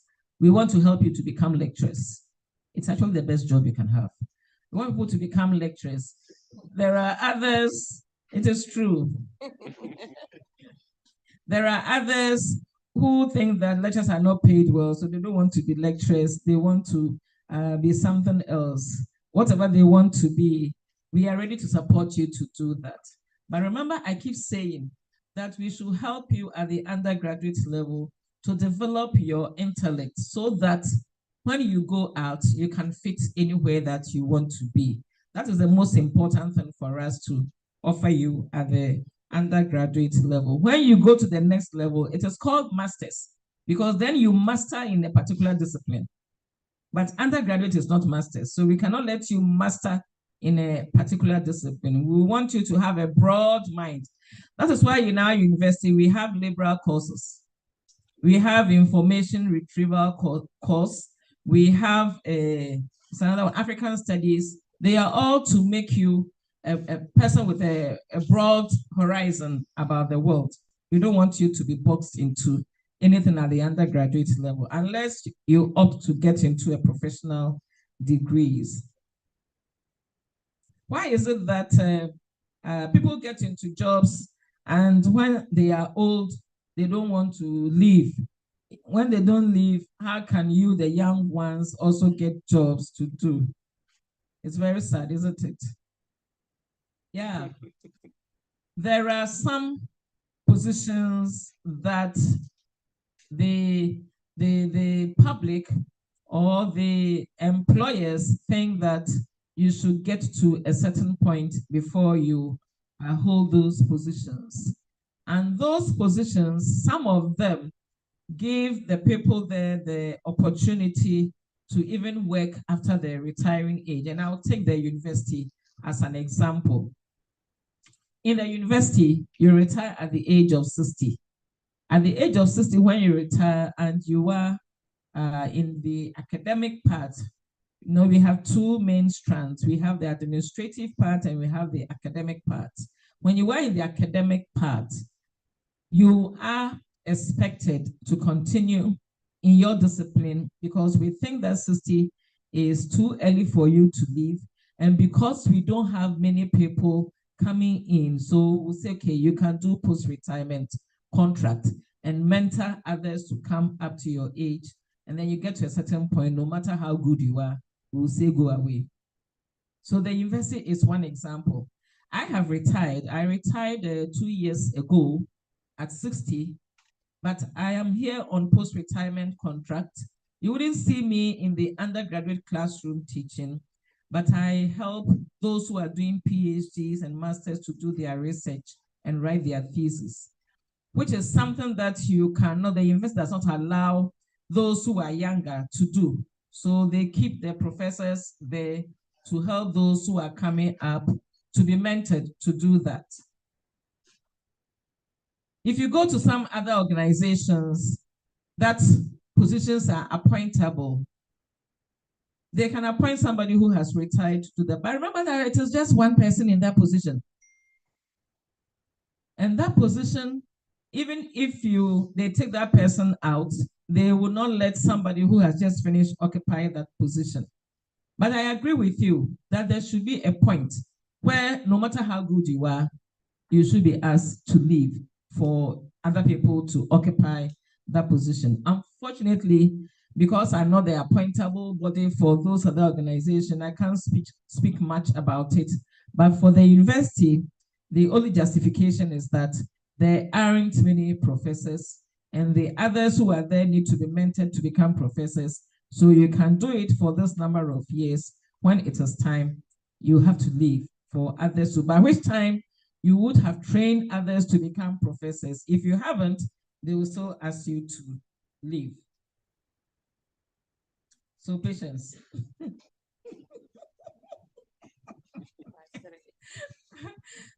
Don't be envious.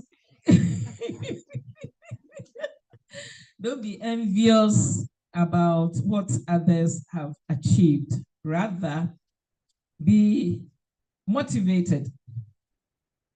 Be motivated, be encouraged by what others have achieved and strive to also get there or even go beyond that.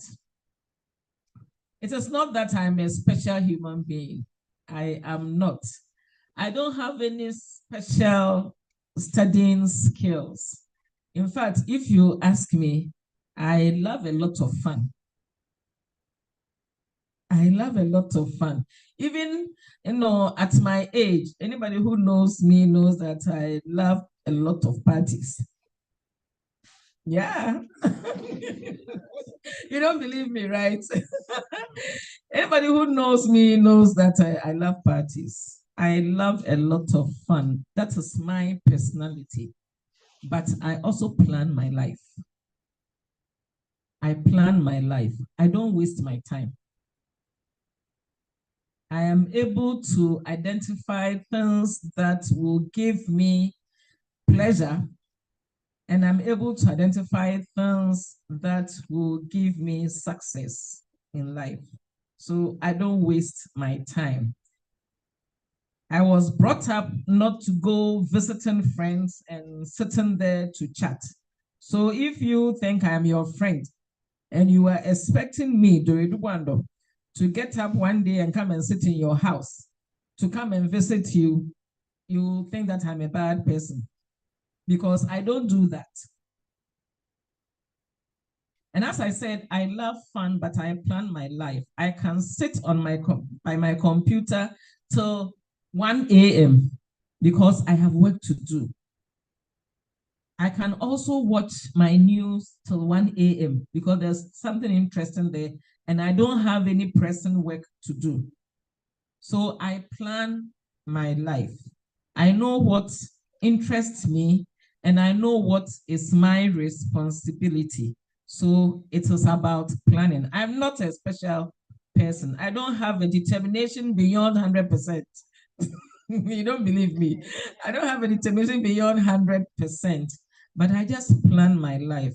I know the things that I have to do and I do them. I know my responsibilities and I keep my responsibilities. Anybody who knows me knows that if you invite me to a program, I won't come late.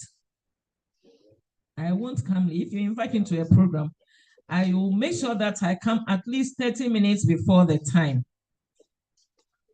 If I attend a program late, it means something stopped me on the way or somebody with an emergency stopped me on the way. Otherwise, trust me, I will be there before you come. It is because it is the way I have planned my life. I think that it is disrespectful, and young people, please listen to this. I think it is disrespectful for you to go to an invitation late. It is also disrespectful for you to invite somebody and then you are late. So I try not to do these two things. If I invite you to my program, you come and meet me there.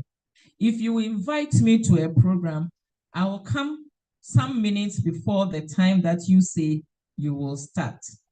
And it is not because I don't have anything to do, but it is because I plan my life. I do whatever I have to do as my responsibility, and I do the things too that make me happy. You have only 24 hours in life. You cannot add to it. So you need to plan your life. You need to identify the things that are not important and put them away. If you are always following friends to functions, remember that you are wasting your time. You should be able to say, this one, I cannot go with you. Please go and come on, you can come and tell me what happened. And then this one, I will go with you because I know that it is of some importance. Maybe the person is your very good friend. The person needs company. And so if you do not go, the person will feel bad. So you make time for that. It is part of interpersonal relationship, but it cannot be every day.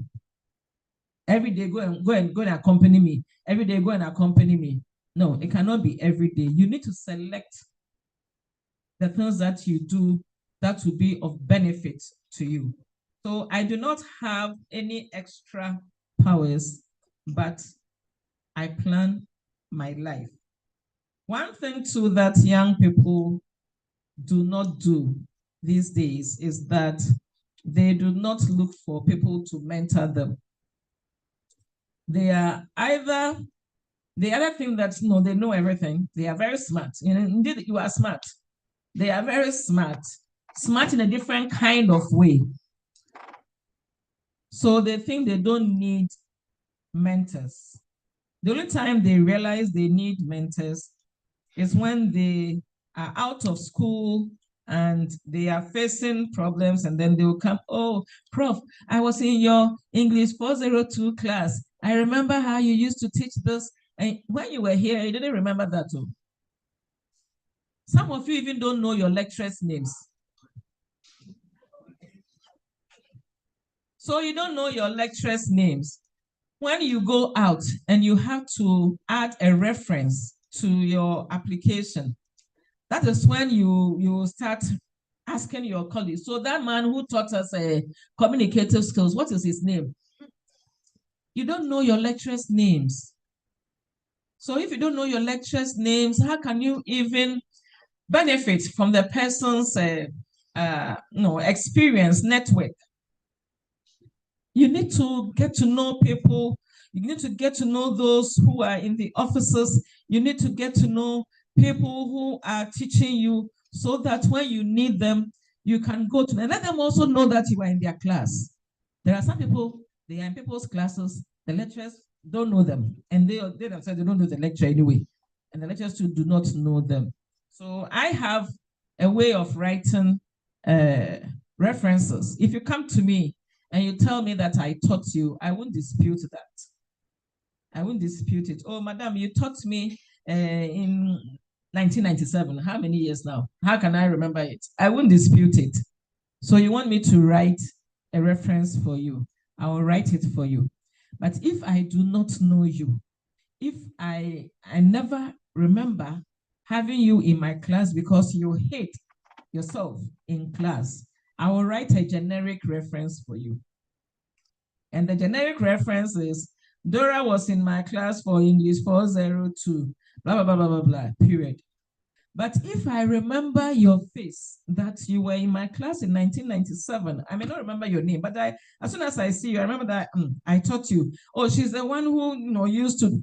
Then the reference I'll write for you will be a personal one, tailored to you. So those of you who are here and you think all you need is the grade, you don't need the lecturer. As soon as you finish the course, it's over. You can never tell when you need the reference. So get people to mentor you. Get people to mentor you. Learn from people. Learn from your lecturers. Right now, if I get any request for people, sometimes there's a call for scholarships. I know people that I send it to. It is not everybody I send to. I know those I send it to. So let your lecturers know you so that they can be your mentors. And again, patients, I will say that I'm not special. I just worked towards the positions I occupied, and I worked hard. Some of you are afraid of hard work. I worked hard. So learn to work hard. Life is not rosy, and you are not entitled to anything in life because you're not entitled to even tomorrow. If you don't wake up tomorrow, we can't ask anybody. So just remember that there is no entitlement. You just have to work hard. And that is what I did. I am not a super woman. I'm just a woman. Yes, there was a question about whether the university has a job placement center for students. The simple answer is no. I know elsewhere, those of us who have studied outside or who have been outside, there's a student job placement center. And when you are a student, especially international students, can go there and find out where there are jobs and they can apply. I think it's something that the university will have to consider. I was speaking to some of my colleagues and some administrators that probably we need to write a memorandum on this job placement center. We may not necessarily have university jobs. I mean, we should be thinking about that in the future as part of the financial support system, where, for instance, a student can come and work in the library as a cleaner. I mean, if you want, there's something like that. When we set up the Student Financial Support Office, part of the document says that students who are needy can apply to the office and the office should facilitate for them to get jobs in the university so that they can support themselves. I think the biggest problem has been that there aren't job openings because even those who want full-time jobs cannot get full-time jobs here. But I'm glad that the librarian is talking about the placement center. Maybe they can pick it up again at management level so that if we can have that in the library and other places, because I know there are many people who need that support, but it is in the student financial support document. I'm happy to hear this. But the jobs I'm talking about, for instance, in my residence, all my children are in school now. I'm there with my wife. So the cleaning the house is a problem. So if there are things, and I know I'm not the only person in that situation. So if we found out that lecturers who are residents who need assistance during weekend for house cleaning, washing of their cars, weeding around, that's what I'm saying. They may be menial jobs, but people come to do these jobs and take money from us. For instance, those who clean my house, sometimes I go to pay with about 300 cedis a day for the cleaning, a day. So if you are two, you come to clean my house and you take 300 cedis, I'm sure it can feed you for a few days. You understand? And it's not anything difficult. I mean, just mopping, cleaning.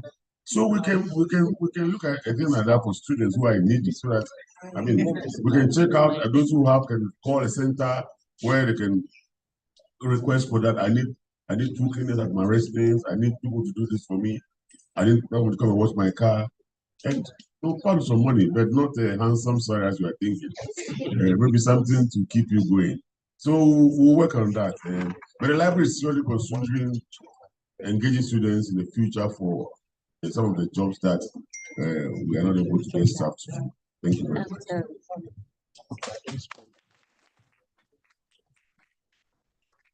Okay, so Ms. Vida, we don't seem to have any questions online. No.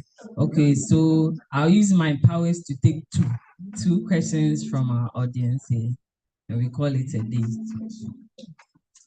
I see a hand here.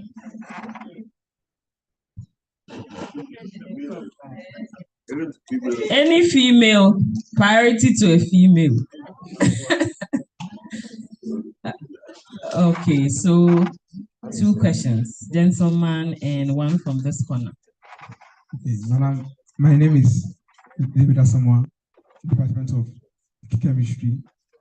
When you were talking, you made mention that as students, when we get an opportunity to work and learn, we should always go and learn to explore. However, when we get there, we should always come back to develop our country. So I wanted to ask is it prudent that when you go out there and then pursue your master's, your PhD, is it prudent to work for some time to actually save something to come and then develop? Because you said that when you finish your PhD, there was a job there, but you didn't do, but then you came back to develop your country. So I wanted to ask is it prudent to work right after your PhD to actually save something to come in? Because developing a country is not only about ideas, but I mean you need some capital to push that ideas to materialization or something to fruition. So I wanted to ask if is it prudent to actually work for some years after your PhD to actually save something to then come and then use that money to actually manifest your ideas and your wishes. Thank you.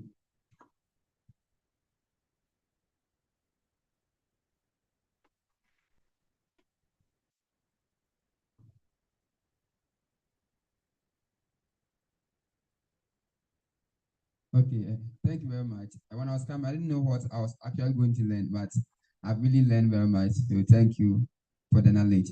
I'm asking, I learned that we should sometimes accept minimal jobs when after school.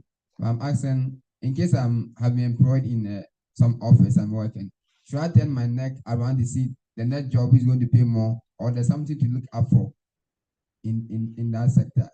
And also, the next question is also I learned that we should have attachment or to work for free even on campus. I'm asking which officers are open to students to access, and how can we present ourselves as trustworthy for those officers to access or work for free? Thank you.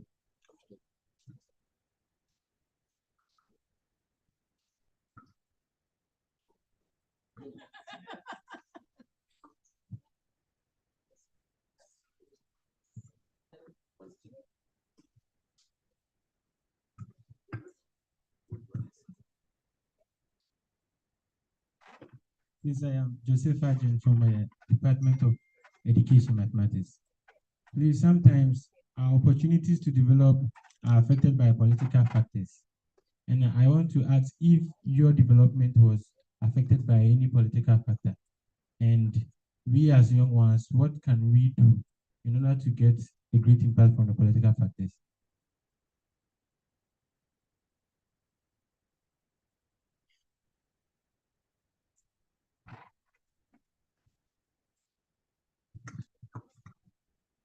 My fellow ladies, you are not asking any relationship question. Prof, it's very important. Yes. So after school, some of us want to get married. Maybe for you, your future is bleak. After national service, you don't have financial resource to further your education. And now in Ghana, everything is difficult. You can't get any job. And then you have this nice young man who is rich and has a nice proposal on the table for you. I want to marry you. Prof, I want you to help us. What advice will you give to us? Thank you. Thank you very much. The first question was, is it prudent that when you go out to study, after your studies, to work a little before you come to help develop your country? In my book, I didn't do that. I came straight away, and I came straight away because I was in a job and I was given a scholarship to go and study and come back to help the job. I came straight away. I have seen others who went on their own, didn't have a job here. Maybe they got a scholarship from an institution there, they went to study, and after it, they came back home. They didn't work. They looked for a job here, and then they came back to it. I've also seen others who went to study. After it, they worked for a few years, and they came back to help their country. Yes, all three scenarios, I think, are good. The only part is when you decide that I'm not going to come back at all. The three scenarios, as in coming back because you already have a job here, and so you don't want to resign, you want to come back to the job because the job gave you study leave, whether with pay or with not.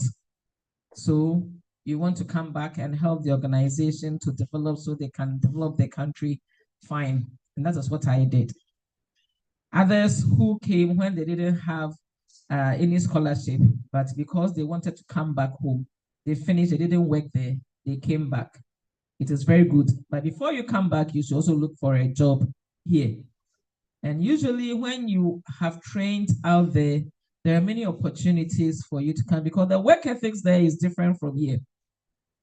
The work ethics outside is different from what we are familiar with here. So if you're coming from there, people believe that you will come and help the organization to develop maybe faster with new ideas from an exposed kind of perception. So it is good for you to come back, look for a job, and come and do it. If you are to work there for some time before you come back, the tendency is that you will not come back. The tendency is that maybe you will work for a long time, and because man is never satisfied, it is possible that you end up being there and not coming back. And that is what we don't want you to do. And that is why I said, plan your life in blocks. If you plan your life that, okay, I have finished my studies here, I'm going to work for 5 years. In the next 5 years, I should look for a job in Ghana and come back to, that is planning your career in blocks. But if you don't plan at all, then you will be there thinking that, oh, next year I will go. Like Papa Samo, every year you tell yourself you will go, but you do not go. I've also seen people who have gone there on study leave, didn't come back, worked there, grow old, and now they want to come back. What are you coming to do? Right? So if you stay there all your life and you help develop there, you grow old, please stay there. Otherwise, plan your life in blocks that, even if I want to work before I come, I'm giving myself this time and I'm planning myself to come. Because if you stay there and you work and you don't plan to come, when you come, you cannot fit into the society because you don't understand how we can live with 1,000 cedis a month, and you come, you change your dollars into 1,000 cedis, and within 1 week, it is gone. And then you say, no, I have to go back. So you need to plan your life and have blocks, how you want to see yourself at the end of those blocks. Do you need to look up for better jobs if you start with menial jobs? Yes, as human beings, you should develop yourself upwards. Don't develop yourself downwards. You should develop yourself upwards. So if you are in a job and there is a better offer, I wouldn't say, no, stay in the menial job because the menial job is there. You must always strive for a better opportunity. But there's also something that you have to remember. You must be a loyal person. So if, for instance, you get a menial job, they are not paying you much, but it is a job that gave you a job. So when you find a better job, don't lock the door behind you and throw the key into the sea. For every job, there is a way to exit. So exit by the rules.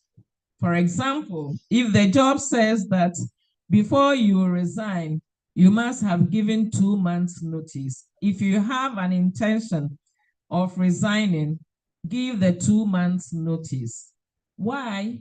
Because you must leave on a good note, so that if you meet the person you have left behind on another platform, you will be comfortable dealing with the person. Assuming you get a menial job, and then you see an advert for a better job, and then you write and you leave. You don't even tell your employers, and then you leave. Then you get to this new job. It is good, you are happy. Then you see another better job, and you apply to that one. They call you for an interview. You go, and then on the panel is the boss that you left at your menial job that you didn't even say, I have got a better job, so I want to leave, or say, I have this other opportunity, so I want to develop myself better. You just left. They called and called you, you blocked their number. And now that person is on the interview panel. You don't know how the person got there, but he is there. What do you do? So it is always good to follow the structures that are laid down by the company that you are working with. If they say you can just give 1 day notice and go, give that 1 day notice and go. If they say give 2 weeks notice, give that 2 weeks notice and go. In fact, if you are very good, the new organization that is going to employ you will ask you, when do you think you can start the work? And be truthful about it. Be truthful that, oh, I'm in this job, I need to talk to my boss, and I'm sure that by this time I will be relieved. If it's a good company, they will give you the opportunity and wait for you to tidy your bag before you come, because they know that if you do not do that, you can do the same thing to them. So it is good to be truthful in your dealings with your employers. But I will say that if there is a better opportunity, don't sit down and say that I'm not taking it because I am in this menial job, because we want you to grow and succeed in life. Politics. A lot of the jobs are affected by political affiliations. In our contemporary Ghana, yes. So the question you asked me, did politics affect my contemporary, my career life? No. Politics didn't affect my career life. When I started teaching at the university, there was nothing like you need a political godfather to do anything for you. You just get to know, you apply and you get appointed and you do your work. When I was going through the various positions, I never, capital NEVER, went to any politician to help me get a position. Never. And I'm saying this online for everybody, this is life.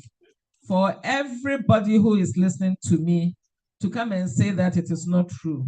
No politician can say that I went to him or her. No chief. Yes, no politician, no chief, no osofo can say that I went to him or her and asked that, please, can you speak to this person so that I get, no. Whichever position I occupied on merit. And that is why I am proud to say that I occupied those positions. There was one political responsibility I was given. And I always say that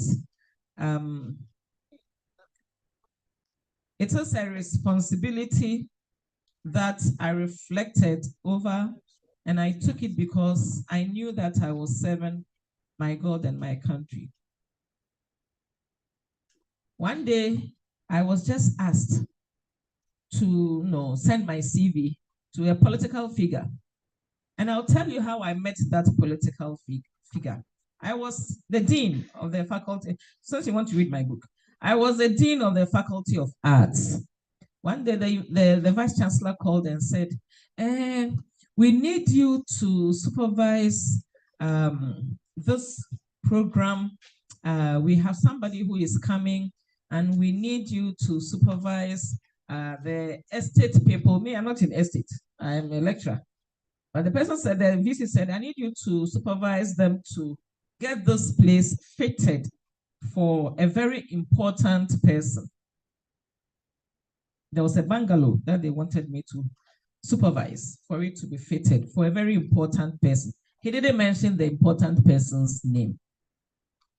But because every work that I was given to do, I do it to the best of my ability, I set myself to work. And people who know me knows that if you give me work to do and I need to get people, I even add my family people to it. So I set myself to work. When we went to the bungalow, it was in a bad shape in terms of cleaning. So they gave me 1, 2 university cleaners, and I also brought my family members to add to it. The person who asked the university to do that came there the first day, and he said, how can you get this place fitting for this VIP within a week for the program? And I told him, we will do it, we'll do our best. Within 4 days, 5 days, when he came to look at the place, he said, wow, because the university cleaners and my own children had cleaned the place. We had changed a lot of things. I even took my personal fridge from my office and sent to the place, because if the university had to buy a fridge, it had to go through procurement. And that was a long time to come. So I took my personal fridge. I sent my personal fridge there. I took some of my personal items because I have been given a job that this is a VIP. Make sure the place is fitting. I did it to the best of my ability. And for me, I'm happy when you say thank you. So they said thank you, and I was happy. Those of you who always want money instead of thank you, think about receiving thank yous. Thank yous are very, very good. They open doors for you. So they said thank you, and I was happy. And then that was it. After about 3 months, I got a call that send us your CV. And I said, for what? So, well, send us your CV.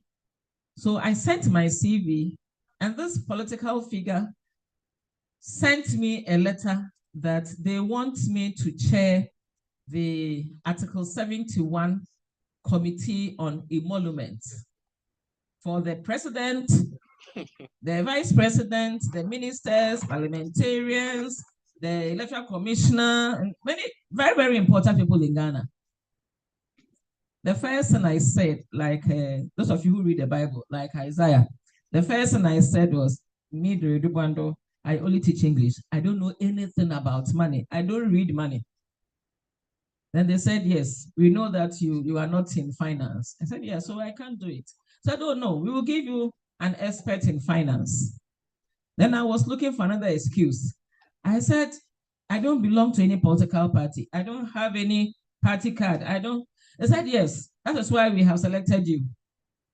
Because we know that you will do the work well. That was what the person said. So when the person said that, I said, this is a challenge. I need to speak to somebody and get some opinion. So I called my son and I said, this country, when you do work for A, they say you belong to party A.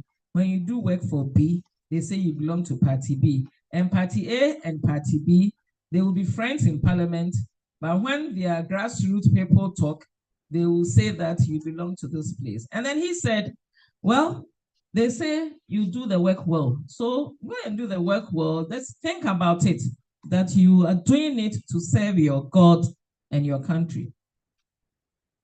So I accepted. And then when I went, I saw that the people who were there, half of them were party members. Half of them, I don't know their affiliation. And then this is me, Doidupando, without any affiliation, although I vote. So, and I was a chair. So I always pray to God that, Lord, let us do this work well, because what this man said was that we know you will do it well. And I thank God that when our report came, nobody insulted us in the media. People were happy with what we did because we looked at it as our service to the nation. We didn't look at it as our service to a political party or as something that we're going to do to get money. In fact, we didn't get money because we didn't get paid for it. We only got snacks, like we're being served now. When we go to meetings, we are served snacks. But, and I say this many times, there is no way Ghana can write its history and talk about constitutional things and not mention my name and my committee.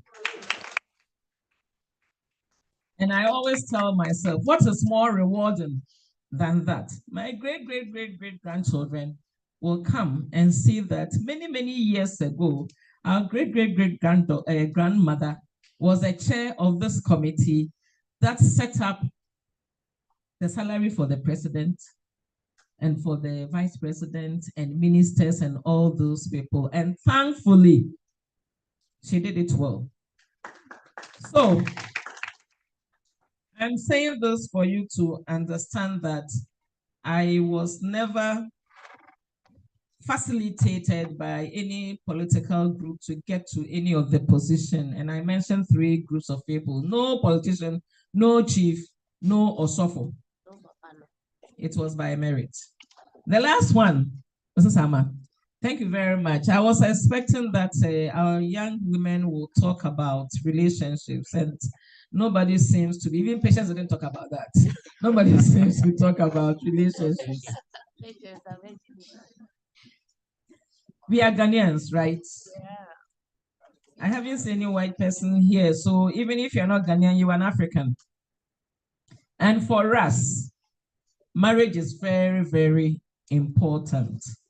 Marriage is very important. That is why when I started speaking, I said that some of you respond to the question as after school marriage. There's nothing wrong with that. There's nothing wrong with that. And you need to start building that relationship while you are in school, because the people that you meet here, they are your lifelong partners and friends. So if you have you are in a relationship now, I'll tell you what I told one of my daughters just about 2 days ago. If you are in a relationship now, you need to, again, reflect and assess how it is going for you. Are you in a relationship which is abusive? God forbid, leave it. And a relationship which is abusive is not only physical abuse. The emotional abuse is worse than physical abuse. The one that makes you think that you are worthless, it is worse than being slapped. The one that makes you think that he or she is the best thing that happened to you in the world, please, So that if you lose him or you lose her, your life has come to an end. It is an abusive relationship. So if you are in one, please, your parents didn't give birth to you for that person. So just prepare yourself and exit. You will go through the stages. Do you know the stages of broken heart? you go through the stages. You know, somebody said the whoosh whoosh whoosh stage, where everybody you see, you talk to that person about what the other person did to you. Do you know what Grace did to me? And then everybody you see, you talk about Grace to that person. That's a whoosh whoosh whoosh, and it comes out of pain. You go through the pain part. You go to the part where you are hurt that, I have given so much of my time to this person, and look at how this person has thrown it away as if I am worthless. You go through that part. And then you go through the part where you are indifferent. Okay, I think I should tell myself that it is over. I should move on with my life. When you go to that part, that is when you realize that you have saved yourself. So you move on. But if you know that the relationship is abusive and you are wallowing in it, you cannot study, you cannot concentrate, you cannot do your quizzes. No, you cannot do anything. You are just there. Yes, crying your heart out. And you know they're meant to cry. Ladies, don't think you are the only one who cries. So they're meant to cry. They don't tell you, but they cry. So when you are in that stage and you are not reflecting on yourself, on what you want to do with your life, that person will move on and become somebody, and you will still be there wallowing in your pain. Please, if you are in an abusive position, move on. You will go through pain, you will be hurt, but you will be indifferent at a point. And remember that nobody in this world deserves to abuse you. So if you are in an abusive relationship, please exit. If you need help, that is why Segrad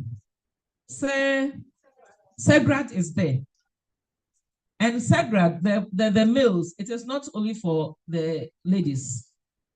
It is gender, not women.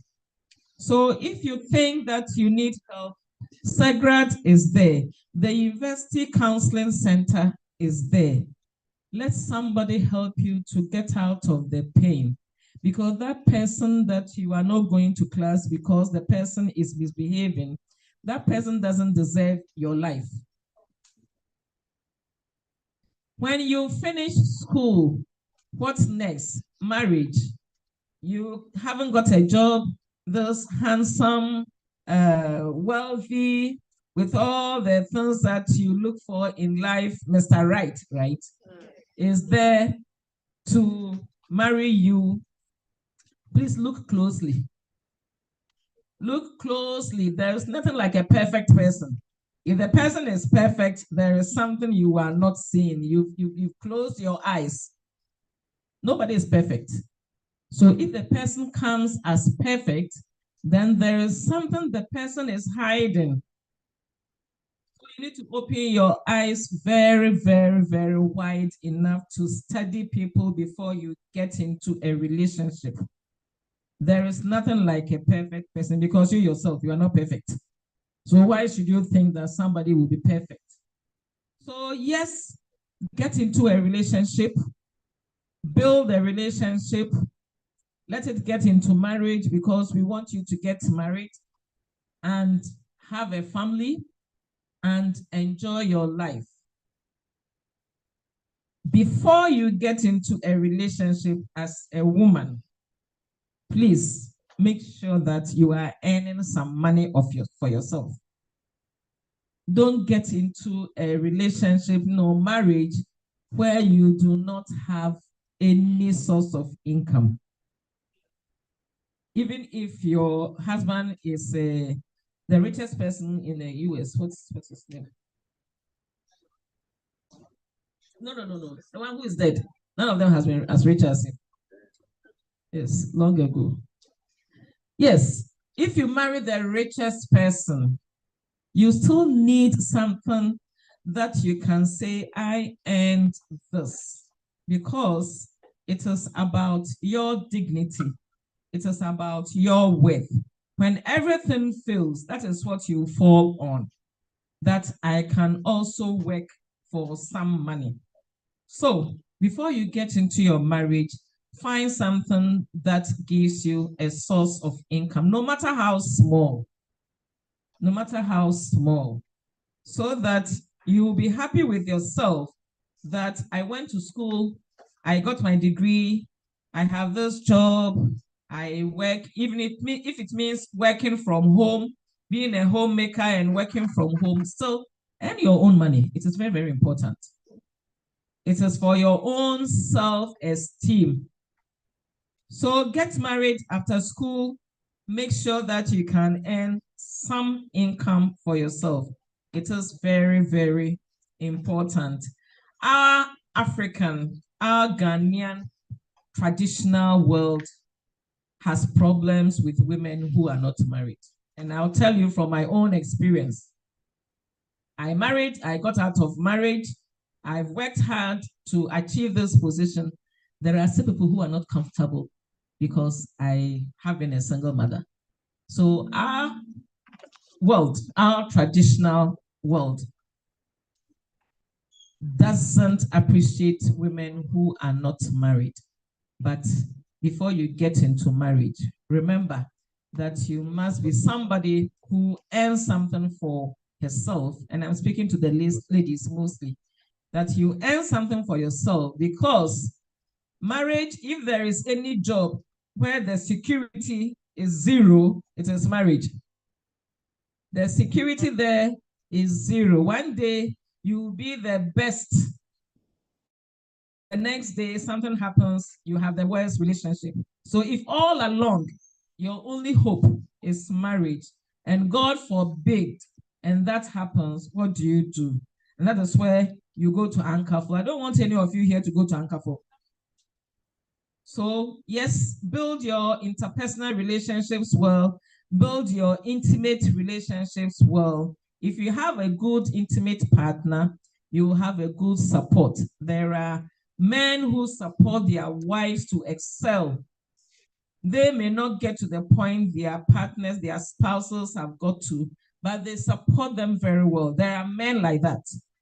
But there are also some who think that you are competing with them. So find your place in the relationship, understand yourself, reflect on what you want in your life, and build your relationship. Nobody can make your marriage good, and nobody's marriage is another person's marriage. So if you're looking at your parents' marriage and think that, oh, I also behave like my mother, and so my marriage will be good, you are deceiving yourself, because your partner is not your father to your mother.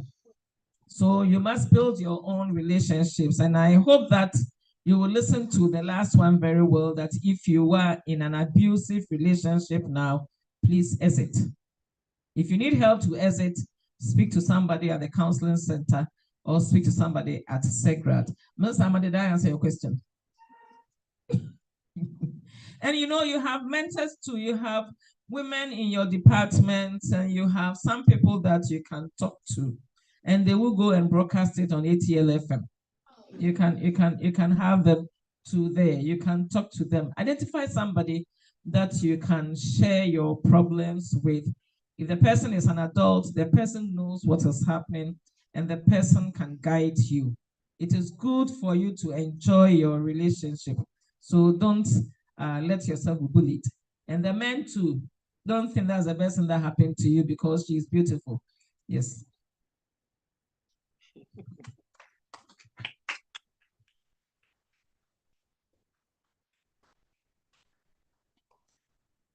Wow, Prof. May I know, did you suffer inferiority complex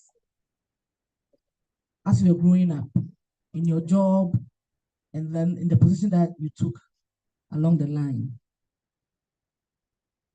No. Simple. No.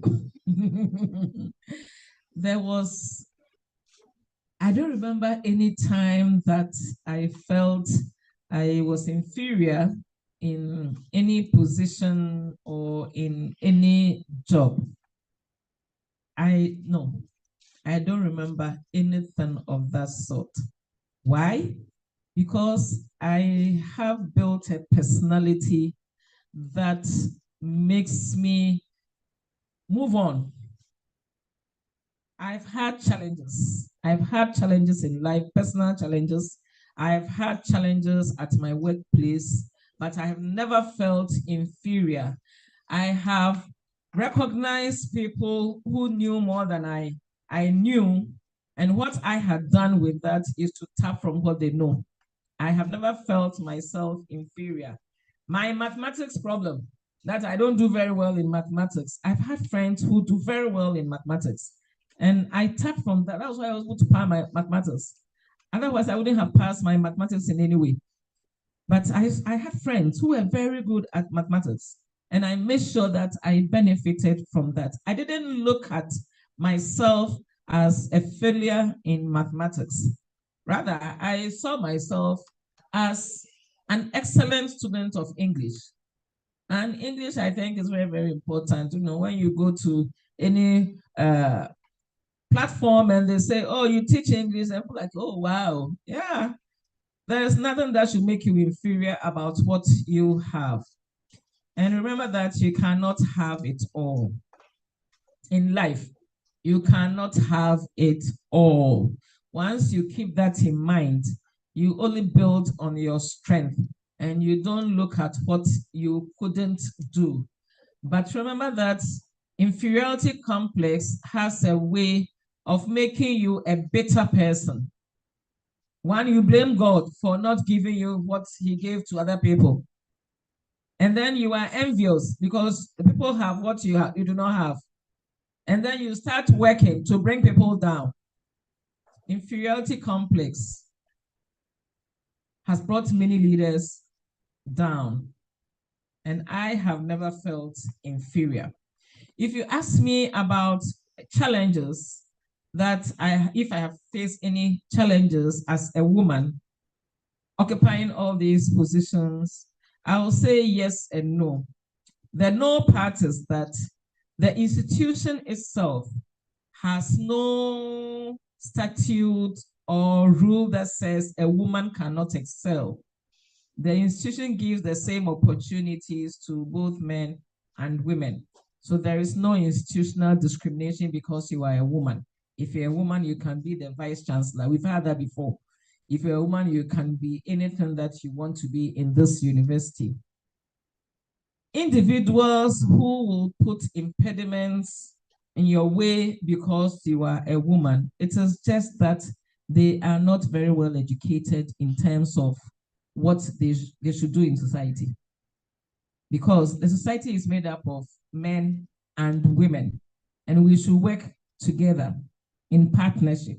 So if somebody tries to bring you down because you are a man, or to bring you down because you are a woman occupying a higher position, the person doesn't understand society. In my career as a university administrator manager, I found very few people, few males, very few. In fact, as I'm saying very few, I can just see their faces because they are very few, who were intimidated by my personality, who were intimidated by the position I was occupying. And to me, they had no impact on my activities because I wasn't going to look at the noise around me. I was, focused on doing what is best for the office I was occupying. So yes, you get insinuations at meetings and you find people not supporting because they don't like you as the head because you are a woman. But you shouldn't let that stop you from doing the good things that you are doing for your office.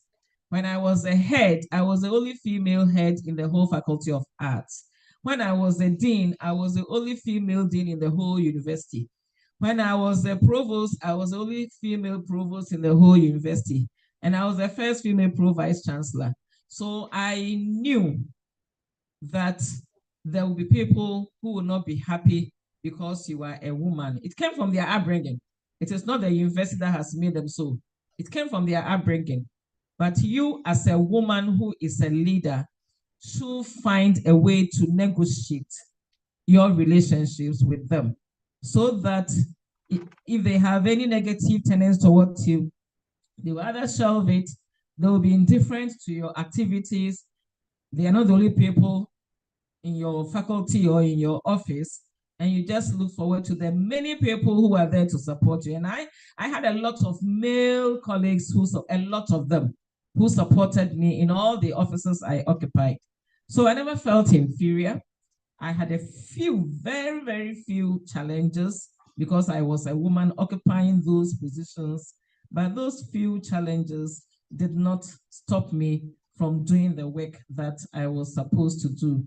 And I am very, very thankful to those who supported me through the various positions, leadership positions I occupied. And I want to encourage, especially the young ladies, when you get into any position, don't take it that every man is against you. It is not so. Don't go there thinking, no, the extreme feminist position that every man hates me because I have made it. It is never so. You have a lot of many men allies who are there to support you. And that is what your focus should be on.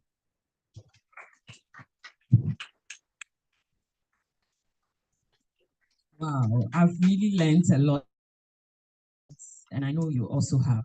So we will take our closing remarks from our speaker and the university librarian, then we call it a day. I will stand up. So I will once again thank the library for this opportunity. And I'll thank all of you for coming to read my book. I hope my pages were interesting to you and that you'll be reminded of them as you go on in life. There is one thing I didn't talk about, which is how to manage your finances. And as I leave, I want to remind you that it is important to manage your finances well, because if you do not manage your finances well, you will steal. We all speak about corrupt leaders. Don't go and be a corrupt leader. Don't go and be a corrupt leader. Be somebody that people will look up to and say that this woman, this man can never do this. And they can say that of you if they see how you work when you get a job, if they see how you deal with money.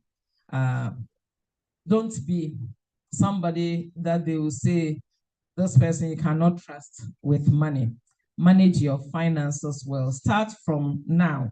There are people who do not know how to save. Learn to save. It is not when you get a lot of money that you save. You save when you don't have a lot of money. And if I were you and I'm in level 300, if my parents give me 400 cedis for to come to school with, I will make sure that I save at least 100 cedis. I will reduce the amount I spend on my credit and save that, because remember I told you, when you finish school, rich auntie will not come to your rescue. Rich uncle will not come to your rescue. So manage your finances well. And as you have been here to learn a few things from those of us, to learn from our mistakes, to learn from our successes, I will encourage you that as you walk around campus, look for similar programs. The things that you learn from outside your lecture rooms are the things that will build your social skills. And it is not just your degree that will get you a job, but your social skills will play a huge part. And remember that in life, be polite to everybody you meet, be kind, and be cheerful. Some of you, your face is not cheerful at all. Be cheerful. You know what that does for you? When you are cheerful, you become likable. And people like to talk to you. So when there are opportunities, they will tell you. But when you are always wearing a frown, as if the whole world owes you something, people will not come to tell you what will help you to get that job or to start up. So be cheerful. Whatever you're going through is not the end of the world. Be cheerful, be polite to people, and be kind. And whatever you do for others, remember, you will get it back. I have experienced that.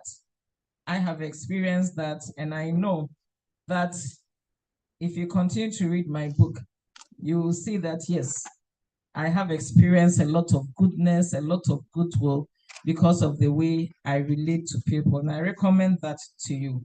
It is not worth to be rude at all in life. So as you go out as students, build yourself for your future. As you are building your academic work, as you're building your academic life, build your social life too.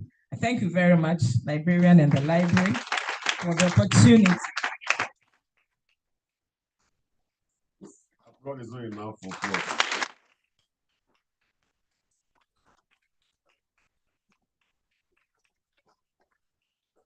Right, this is the second time I'm reading your book.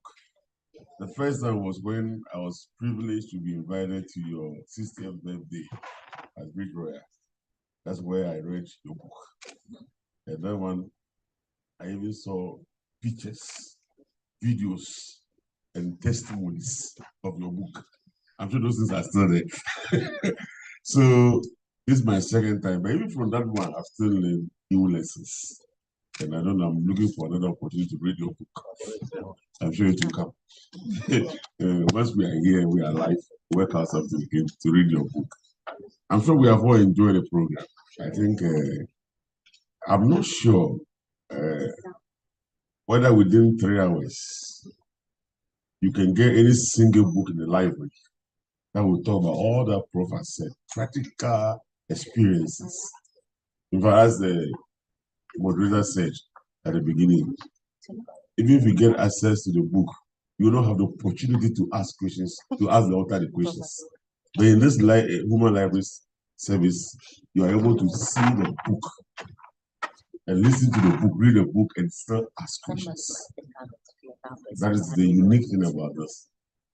And with the permission of Professor, and I've seen the head of cataloging here, Dr. Amwa. I don't want to make a mistake in the name.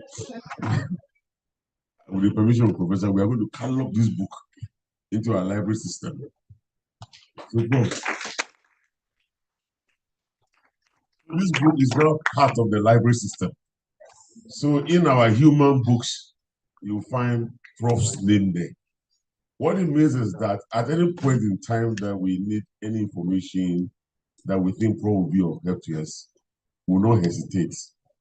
Even on one-on-one, she says she has a foundation.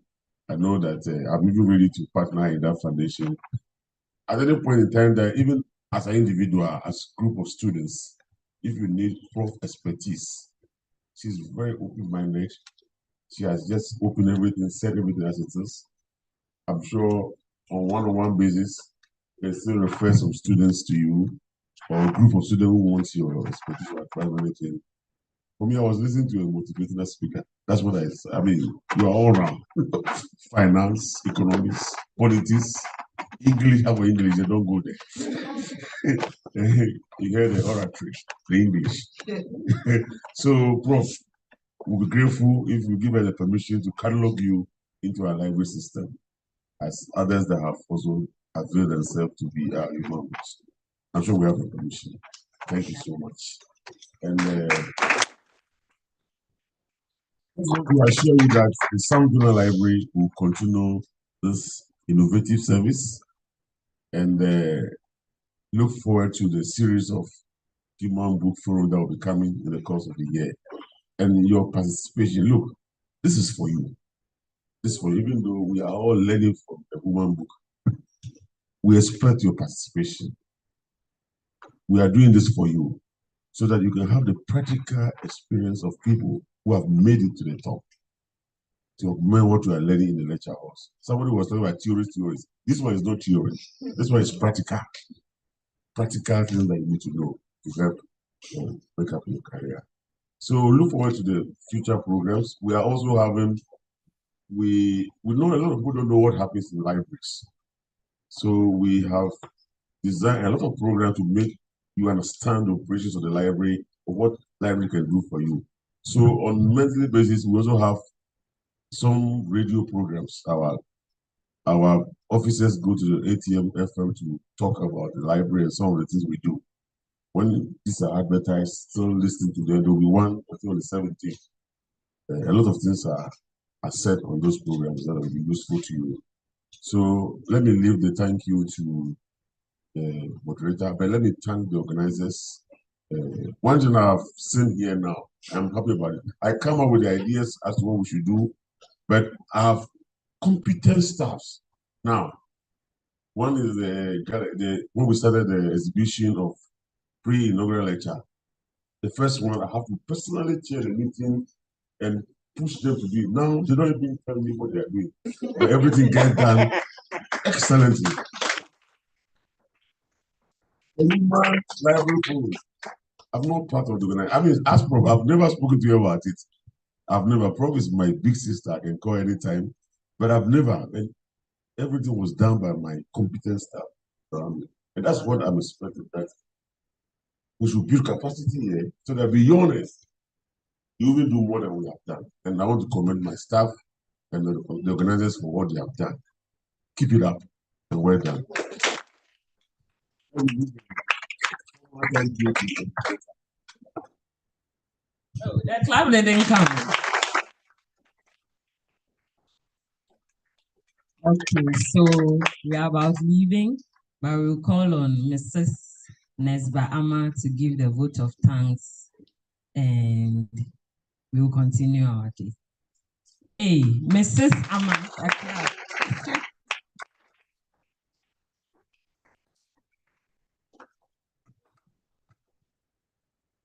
I'm delighted to be called upon to give a vote of thanks for this successful event. Primarily, we give thanks to the Almighty God for the breath of life, for a good weather, and also for a successful event. On behalf of the University Librarian, Dr. Mark Anthony Kobler, and the University and Sam Jonah Library Management System, I would like to express our heartfelt gratitude and special thanks to our human book, our guest of honor for today, Professor Dora Francisca Idubuando.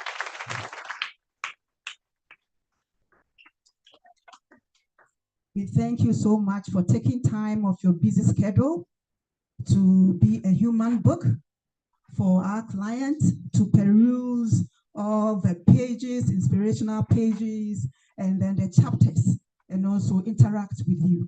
We are so grateful. Our thanks also goes to the students and all the special guests amongst us.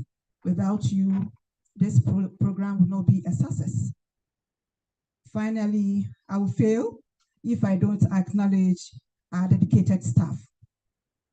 We say thank you for your dedication.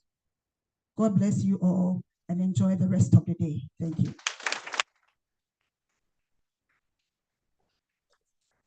All right, so those of us having the snack, please, we urge you to put your garbage in the garbage bin so that we don't litter here.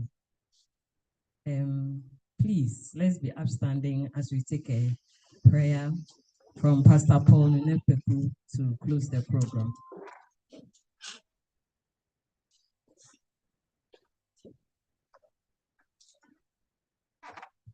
Thank you.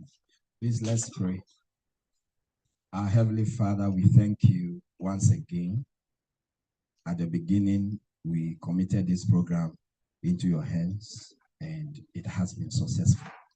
We are most grateful. We want to thank you for our human library that you have brought, who has truly told us the story all about her life. We've learned a lot Father, we thank you for the organization of this program as well. And above all, we who have read out the human library, Father, we pray that we will not be hearers only, but doers of what we have read. In the name of the Lord Jesus Christ, I pray that as we live here, the Spirit of God will continually guide us, that we know what next after school. The Spirit of God will guide us to plan our lives, that after school, Lord, we can only bring glory and honor unto you for what we shall be doing. In Jesus' mighty name, we pray with thanksgiving. Amen. All right, so this is how we call it a day. Thanks for coming, and God bless us all. We now urge you to get near our human book and take some memorable pictures with her.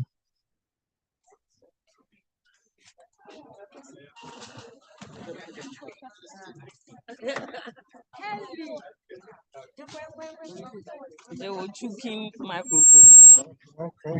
That's why they choke here, but we